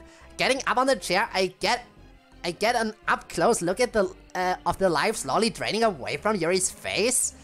The sight nearly frightens me to my core. A rush of adrenaline runs through me at the urge of everything. Placing my hand on the knot around her neck, I can't seem to loosen the knot any. Tears threaten my eyes as a feeling of hopelessness pierces and eats away at me. I don't know what else to do, but I can't just give up on her right now. The bag. The bag might have something. Oh, she's gonna get saved by the knife she kept clean, huh? Getting down and sprinting over to the bag I hurriedly dump all the contents out onto the ground and quickly rummage through everything. Please, just anything. Pulse won't help, no, not books, a pocket knife. My eyes widen at the sight of a gold and wood knife in front of me. I grab it and bring it close to me, but I can't figure out how to open it. Come on, this can't be this hard. Maybe these two little handle things bulging out of the blade? Bring my left thumb and index finger around them, I pull as hard as I can until the blade comes out, lightly grazing my palm as a result. Bring it up until it clicks in place. I run over and bring myself on the chair once again. Taking the knife, I carefully slash across an easy to access part of the rope until I see it split. There's no effect. Well, maybe we can... I don't know. I don't know if there's still hope for Yuri. Just a few more. Repeating the process a few more times, the rope winding down every time it eventually breaks loose. Her dangling body falls on the ground and her head hitting the chair on the way down. There she lays motionless on the ground. Getting down onto the ground, I place my head over her chest where her heart is and listen for anything. And nothing. Oh, never mind. The sound of that brings a spark of hope to me. Forcefully grabbing her shoulders, I shake her with everything I've got. Yuri, come on. Please wake up. She isn't moving at all. I don't know if she can hear me or not. I don't know what to do. Monica might be able to help. Yeah, true, call Monica. Sure, she'll help. I think she knows CPR. Quickly grabbing her whole body and turning it around, I take a hold of both her arms and start dragging her out of here. Wait, drag her away? I thought you would call Monica for help. How far are we gonna be dragging her? Still says the sequence would make more sense if Natsuki remembered that the knife was in the fight from earlier.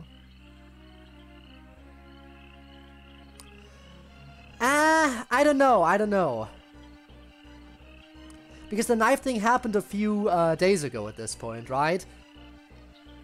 So she might not, I don't know.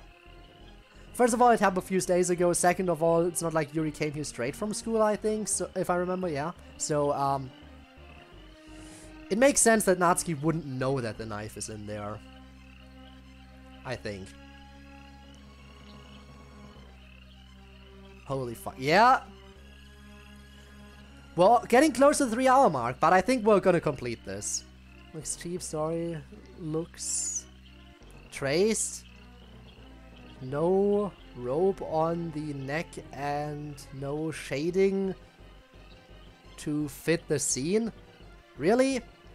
Text boxes before the Yuri's Natsuki mentioned something about Yuri's back right there. Falling down situation shouldn't be distracted by. Yeah. I don't know. Well, let's drag her off. We'll absolutely finish this. There's no point in cutting it here. There's no point in cutting it off to another stream.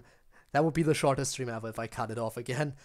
Plus, I was 90% sure I would finish today anyway, so you know.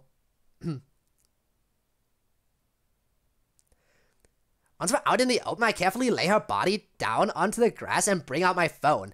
It's a bit scratched up after a few days ago, but still usable. It doesn't take long for me to bring up Monica's number and hit call. Should have called her first and then dragged Yuri's body out there, because that way it would have been more efficient, because Monica would have been on her way already while you were dragging the body. Now you're out here waiting in the open, and now you have to further wait for Monica to show up. Again, could have, but again, panic, confusion, don't know what to do, probably fair. You threatened Natsuki with the knife. I think it would be a cool callback if Natsuki remembered that. True, it could be a cool callback, I agree. They were saved by the fact that Yuri threatened Natsuki earlier. That would be an interesting way to handle it. Does it take for me to... Yeah, let's call her. Alright. Let's see if Monica can pick up. If she knows how to use her phone. In the middle of the night. Hello, Natsuki? Monica, quick, get over to the park. Hey, calm down. What's going on? Please, Yurin, I need your help over here. It's an emergency. An emergency? What's wrong? Yes, just hurry up and get over here. Fine. I'll be there as soon as I can. Putting my phone away, I bring my attention over to Yuri, who is as silent as ever. Her frown makes my emotions inside tremble. All I can do is bring my right hand to her cheek and take a hold of her. Yuri, stay with me, please. I'm sorry, please. Nope. Yuri doesn't want to stay with you. She has made that perfectly clear. Ooh, great text box. How are you feeling, Code? Does it still hurt? Huh. Now that you mention it, it doesn't hurt as bad as it used to. That's good. Please let me take another look. Hey. Thanks for your help earlier. I'm feeling better, by the way. It's no problem. Besides, you said it best. It feels nice to help a friend out, so it only felt right. Since we're not here to call an ambulance then, Monica, I mean... Paramedics know CPR too. Yes. But probably just not thinking clearly in the moment here. Again, panic. Oh, you. There's an accomplishing feeling to it that I really enjoy. It makes me feel important. I can say the same.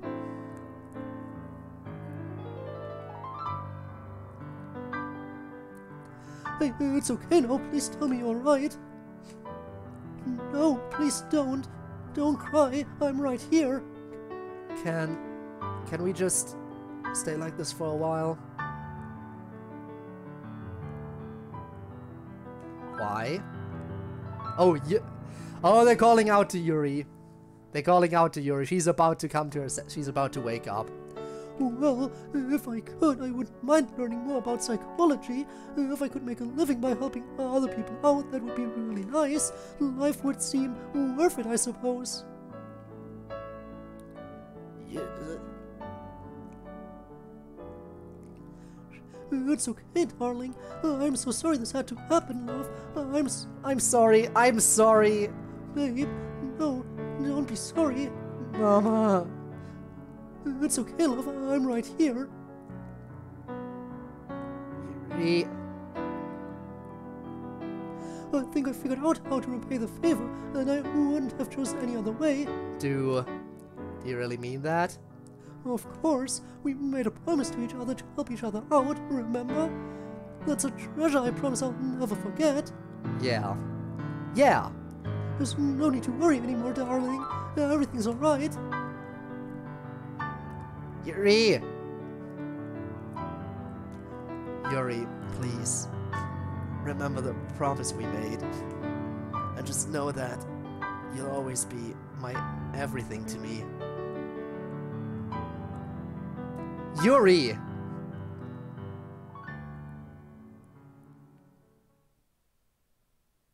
She's coming around? Oh, thank goodness. Huh? Nuts? Money? What happened? You shouldn't scare us like that. I was so worried about you. Huh? Quick, help me lift her up. The two of them using all their strength. Oh, wait! This is a first in this mod. Not a text box not connected to any character. Not told from anyone's perspective. Just pure narration text box. We are fully disconnected from the characters now. The two of them, using all their strength, bring Yuri up to her feet, Monica supporting her by having an arm around her shoulder. Ah, yes, a narrator text box. Oh my god, neutral point of view, it exists! Impossible, perhaps the archives are incomplete. See that a lot in the sequel. Ah, a little bit of a teaser. Hidden in the other ending. Oh no. Or MC's... Imagine if it's just MC's ghost. He's the narrator. Oh, this, yeah, true, the zombie, right, can't forget. Come on, let's take her home and make sure she's safe. Right. Stay here and watch over her. She left some stuff over where she was. I'm gonna grab it. Monica point of view now, maybe? Epilogue. Address in my heart. We hit the epilogue at the 3-hour mark. Well, it's a good time. But yeah, no, we're still gonna play the epilogue. We can't make an entire stream about the epilogue. Plus, there's never anything wrong with streaming just a bit longer. In fact, sometimes a longer stream is really nice. So this is where she's at? Yup, we're almost there. But I don't get it. I thought you was... Yeah, why are we going here again? You'll see what I mean when we get there. Why are we going to his grave or to the spot where he died? Oh no, we're going to our spot. We're going to our spot. The sun shines brightly through the clouds in the sky. A nice autumn breeze glides past us, the grass dancing along with it. The sounds of the water's flow makes for a very nice atmosphere such a splendid day. Sayori and Monica look amazed at who I brought the two of them. Yuri, this place is beautiful. I wish I had been here before. Me too! I would have loved to go swimming here. Me too, Sayori. Me too. So, where's CodeErr anyways? Oh, did we bury him here? Yeah, I still don't get it. He's not buried here, is he? So, yeah. So this is just because of the lock. This is the memorial site we have for us. I step forward towards the fallen down tree. You guys might think I'm crazy, but I want you to take a look at something. All three of them look at me inquisitively. That's why I kneel down and hold a lock that's still secured in place. Please come take a closer look. My friends, come closer to me and take a look at what code I wrote on our lock. Oh, I think I get it. I guess he really did pick up on symbolism after all. That's very clever of you, Yuri. My face becomes more red at her words. The sounds of birds chirping and gusts of wind can be heard in the friendly cloud-filled blue sky. Why didn't you tell us about this place, Yuri? Yeah, really. I would have arranged for a club meeting here had I known.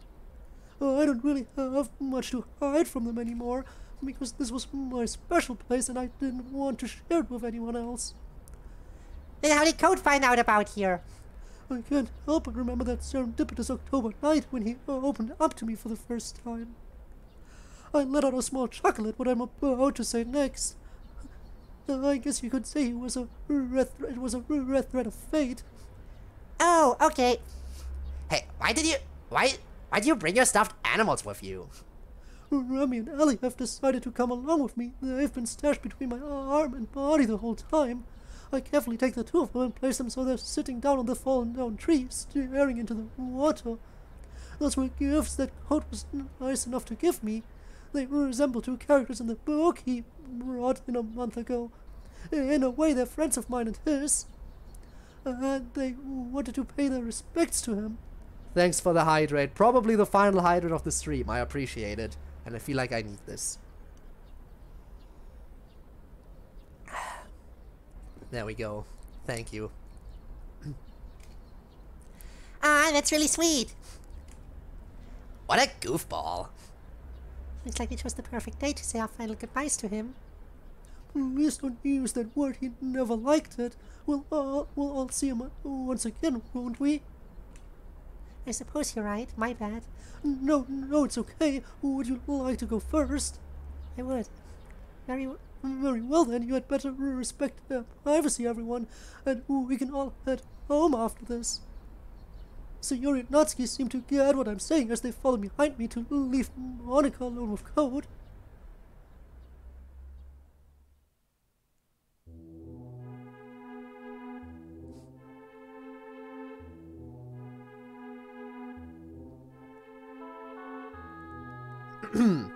Hey, buddy. I never thought I would see you again. I know we never really spoke much when we were in school, and I knew how different you were from everyone else, but I kinda wish I had made an effort to have known you better. I'll be honest, I had my doubts about you when you first entered my club, but I was mistaken. You've shown yourself to be someone I'm happy to have called a friend. I'm really happy that you made friends with all my club members, and I can't begin to imagine how Yuri must be feeling. I'm glad I was there to stand up for you whenever I could, and I wish I could have done more. Not only as president, but as your friend. Monica gently takes a hold of the lock with her right hand. Don't tell Yuri I did this. She then slowly leans into the lock and gives it a quick kiss. Returning to where she was, she keeps her hands to herself. I bet Yuri felt that one too. And no, I have not played exit music. In all seriousness, thank you for being a loyal member of my club. I will never forget you, I promise. And here comes Natsuki. Hey, dummy! Natsuki then realizes what she has said, but takes a deep breath before speaking again. I should give it a shot, maybe at some point, but again I want to take a quick break from DDLC for a while. As much as I enjoy DDLC, I can't just stick to it permanently. Plus, if I take a break from it, that just means I'm gonna be diving into the next DDLC mod I play with even more energy, because I'm gonna be looking forward to it more. Like, I can't believe Yuri dragged me into doing something like this, but... I'm sorry, bro. If I could go back in time and change anything, it would be how mean I was to you.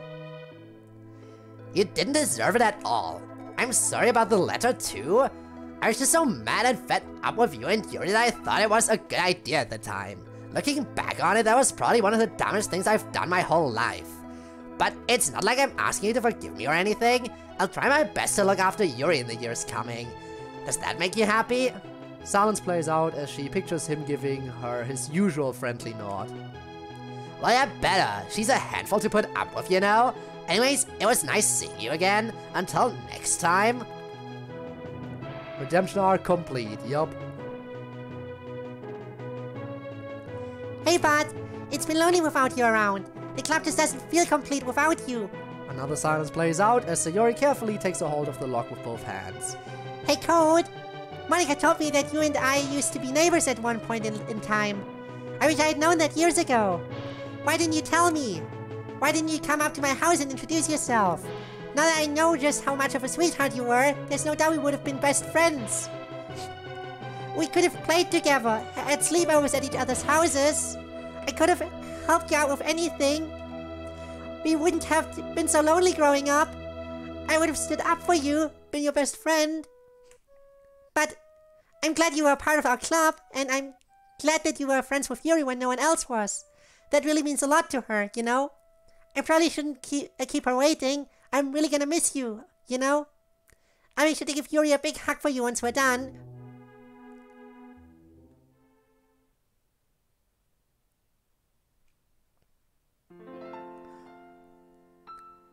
Okay, but can we talk about how... I mean, we have to admit black looks good on her, right? I mean, come on. Okay. Hey, darling, I hope you're doing alright up there. I'm really sorry about what you saw in school a few weeks ago. Go off, Yuri. Yes. I just want you to know that not only has Wallace been expelled after what he's done, he's also under house arrest and is forced to relocate to a different school. And I'm sorry if you've seen what I tried to do here as well. I'll never do it again. Yuri carefully takes a hold of the lock with both hands, softly moving her thumb back and forth over Code's name.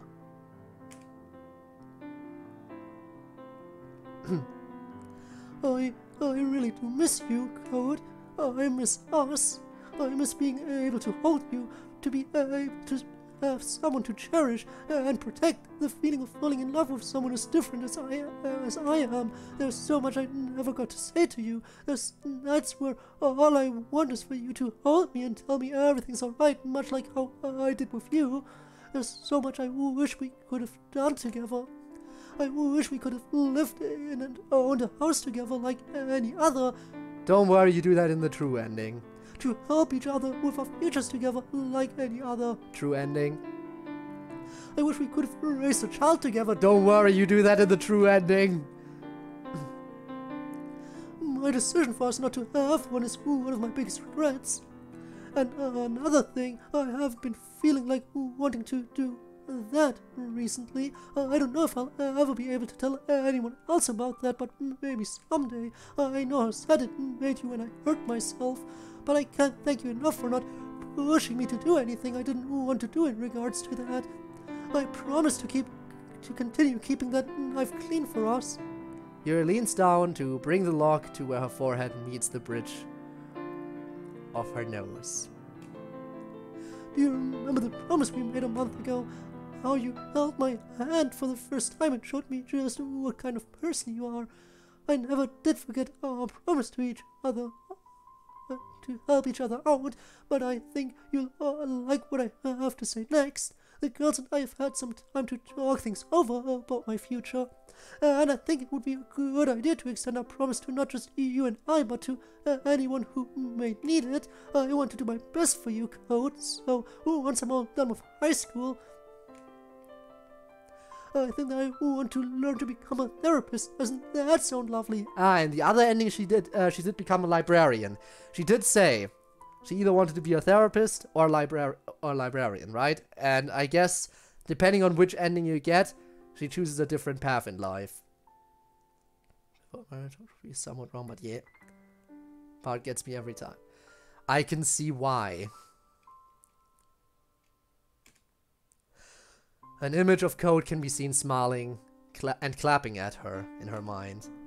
So I will return the favor if I can make a living by helping people out with their lives, even gifted people who are less fortunate than you were, then life will be worth it. Just by being with you and really getting to know someone like you helped me make that choice. Yuri closes her eyes for a bit as a lone tear rolls down her cheek. Code, it really hurts knowing I'll never find someone exactly like you out there because there was only one of you. No one else just like you, no one else that will ever be. No one else has your style, your heart, your smile. I really don't want my feelings for you to die, Code, but that's a part of moving forward in life, isn't it? I just want to hold on to you forever and ever, even when I'm old and grey. I can't imagine being with anyone else right now, and I don't know when I'll be ready to love again. But I have to credit you for showing me how to love and be loved. I know you would want me to be happy. I don't want anyone else right now, my special darling. I never wanted to say this, but... Oh! We're gonna advance again. It is recommended that you go to settings and turn off the music volume. Click to continue. I think it's already turned up to max. Yeah, I turned it up already. Alright, I guess this is the ending segment. Fare thee well, my love. May you rest forever, right here, and in my heart, so you'll never be lonely again.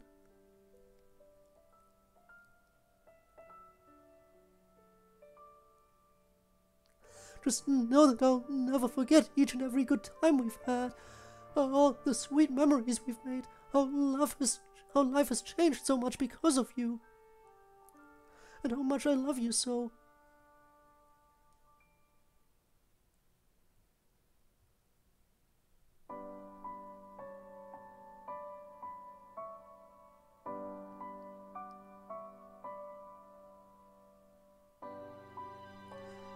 And there's the fade to white.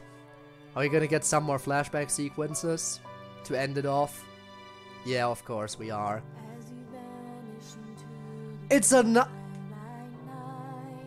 We're getting another song. I wasn't expecting it the first time and I didn't expect it now.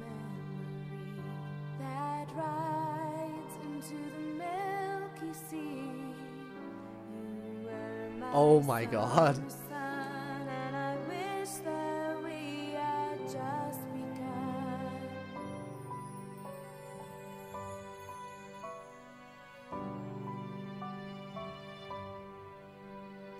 I don't recall seeing that sprite.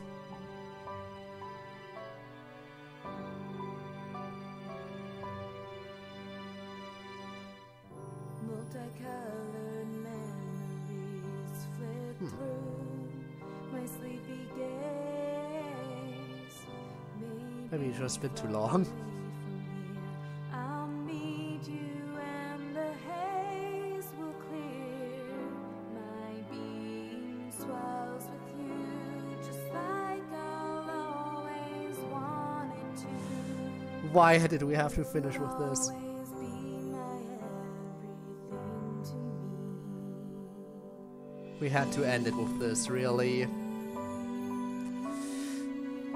Oh, you, I guess we really are friends now. Right now, I wouldn't have it any other way. Oh, this hurts! Thank you, Code. You've made me feel really nice tonight. I know I'm not good with people and this might be a little different to me. But I hope that I can return the favor sometime. This is the end, isn't it? This is the end, isn't it? Yeah. Wow! Okay, that ending hit hard. For the song and everything. That song made it really hit extra hard. You didn't have to put in that song. You didn't have to put in a song initially, and then especially not again here at the ending. But you did. Thanks again for making such an awesome mod. Jesus. This was an experience. This was certainly an experience.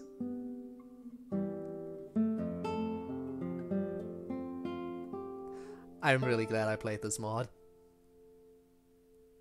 One of the best mods out there in my opinion. I haven't played too many. Mods. But this is really one of the really high quality ones, I agree. Absolutely amazing.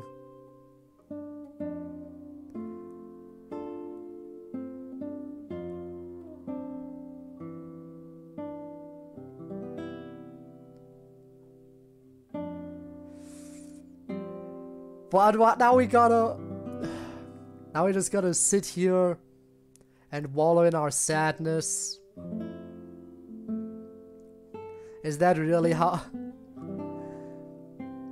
Keep the sad music going, because that is all we have right now.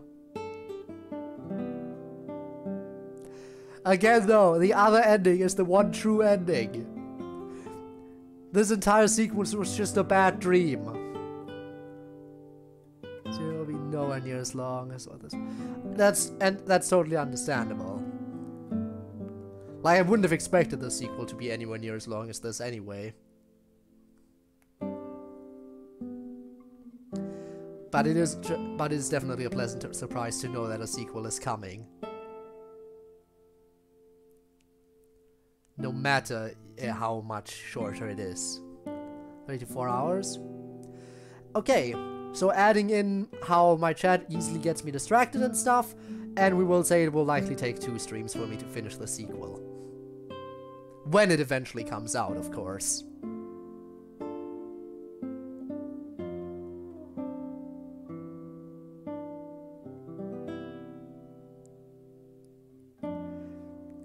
The end. It's bugging me that I can't quite place where it's from. Ooh.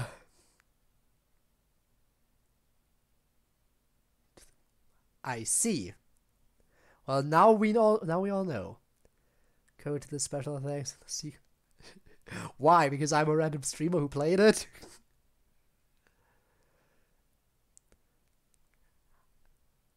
I mean, thank you the player is always a thing, and that would technically be a special thanks to me as well. Haha. By the way, oh, what is it? That's what I thought. It was giving me to the moon vibes. That would explain that then. What is it? Were you a fan of Thomas the Tank Engine when we were growing up? Ooh, can't say I ever got too into it, no. Sadly not. I know that it's a show that many people really love, but I don't know, I don't think I ever really stumbled up onto it when I was younger.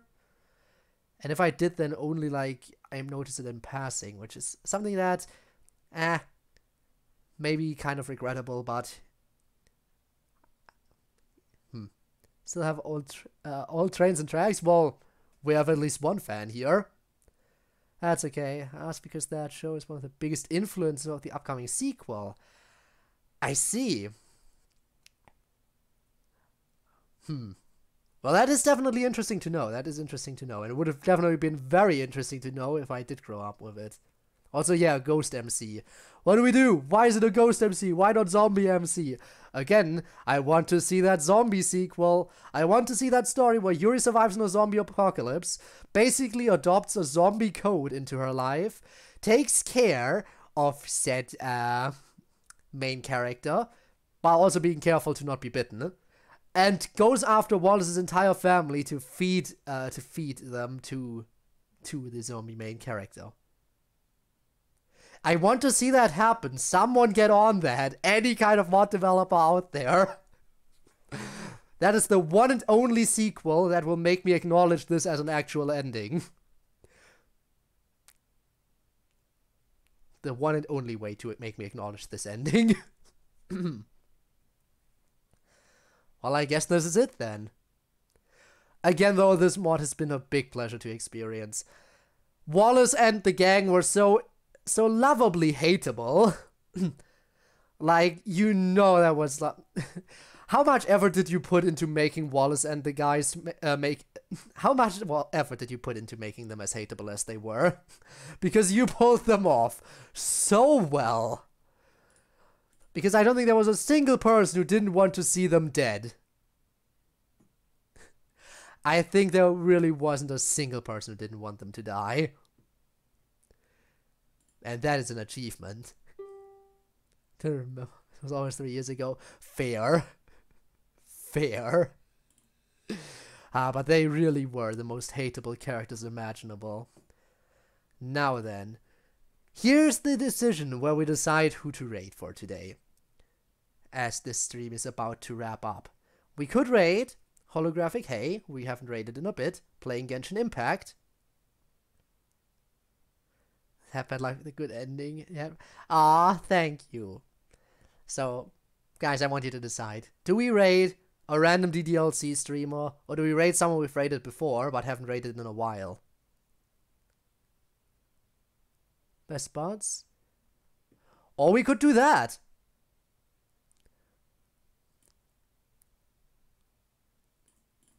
Yeah, let's do that, actually.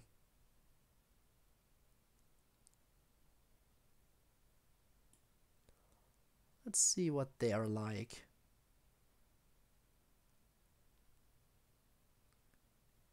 Oh, there we go. Let me just quickly search them up. And we'll do that. I always love my games.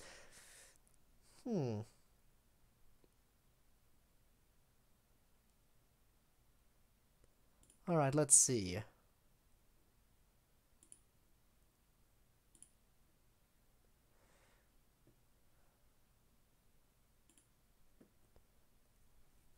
Oh!